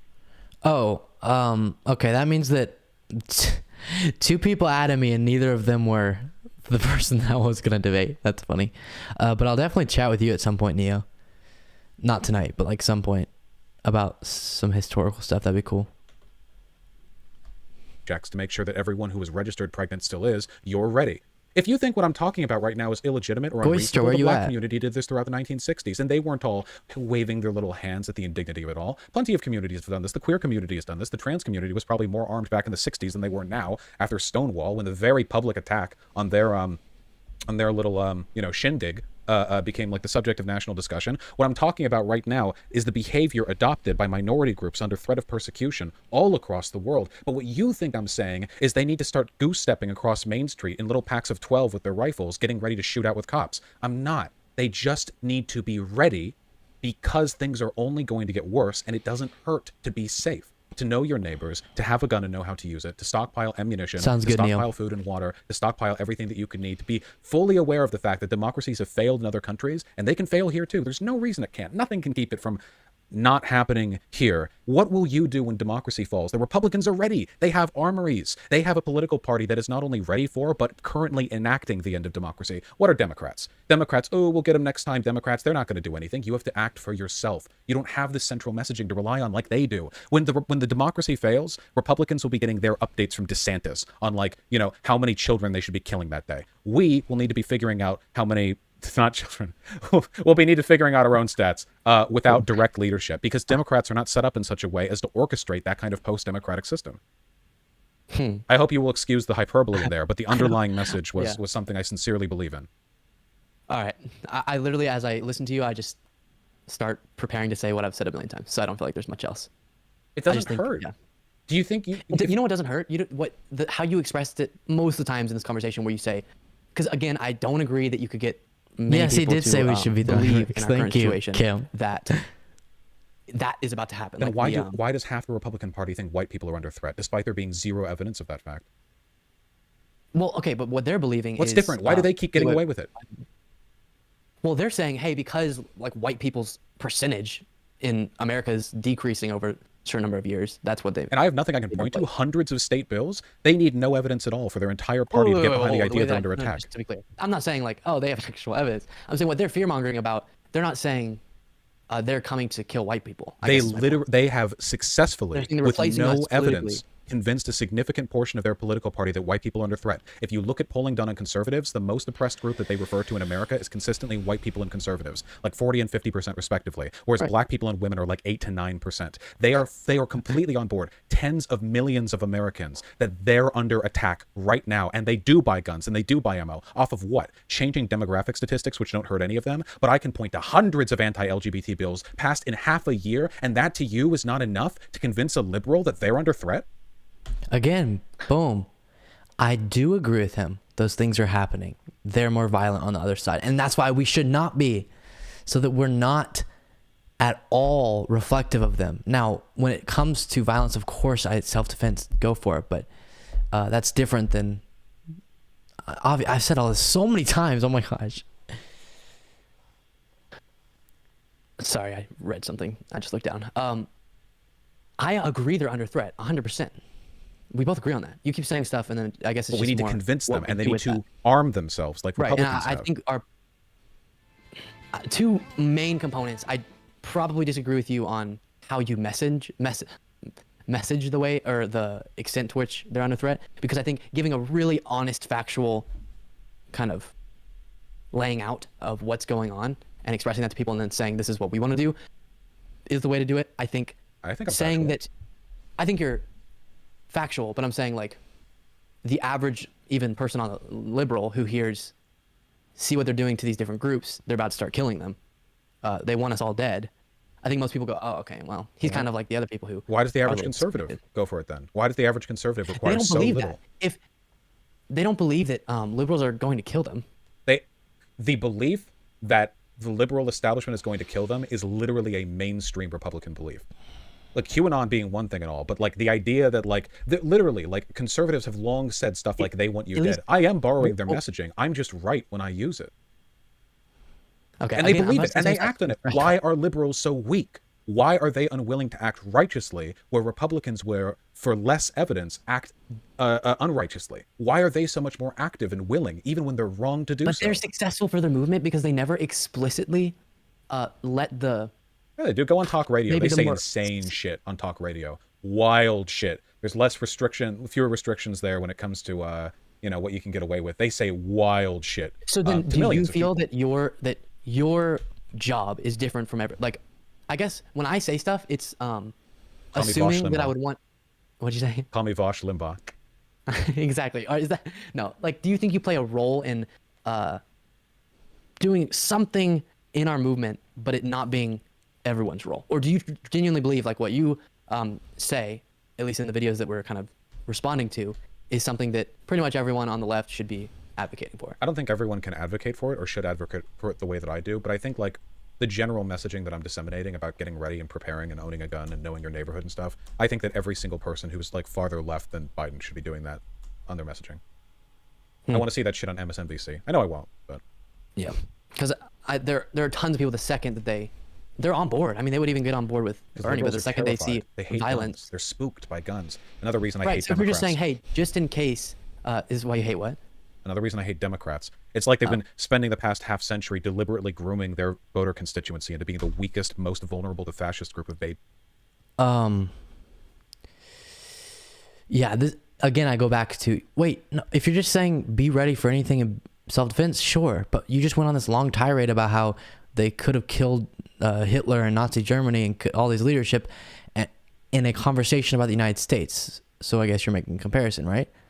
But no, he didn't want to make the comparison. Okay, so then if it's just about self-defense, yes, of course. God, we agree on that, obviously. Lots of problems with the Democratic Party, but I think you maybe just don't, if you just want like your kind of group of people to be ready. Everyone. It has to be everyone. Well, it won't then. Okay, I guess that's what.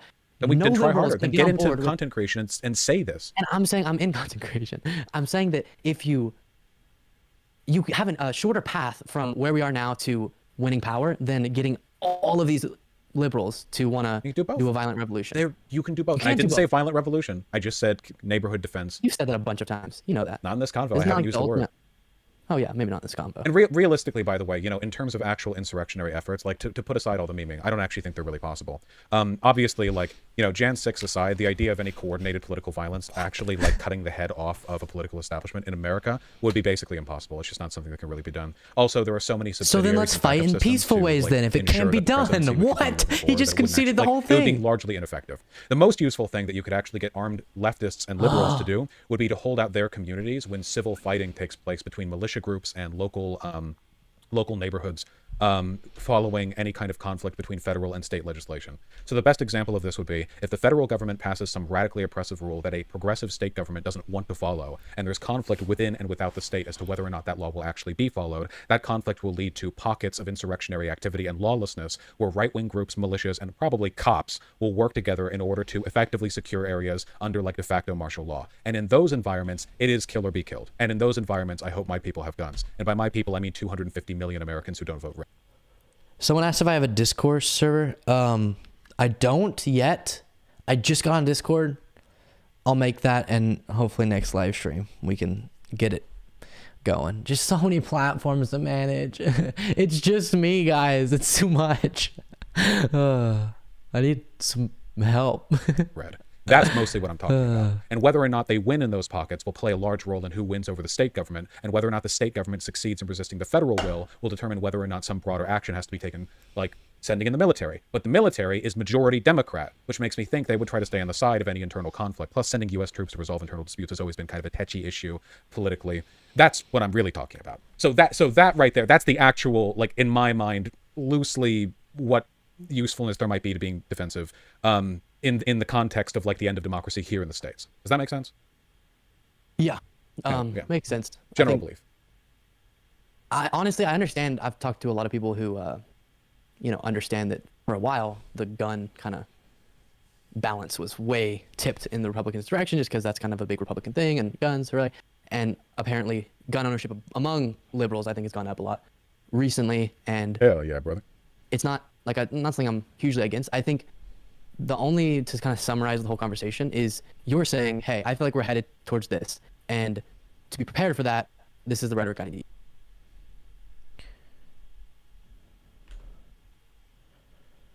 Oh, look.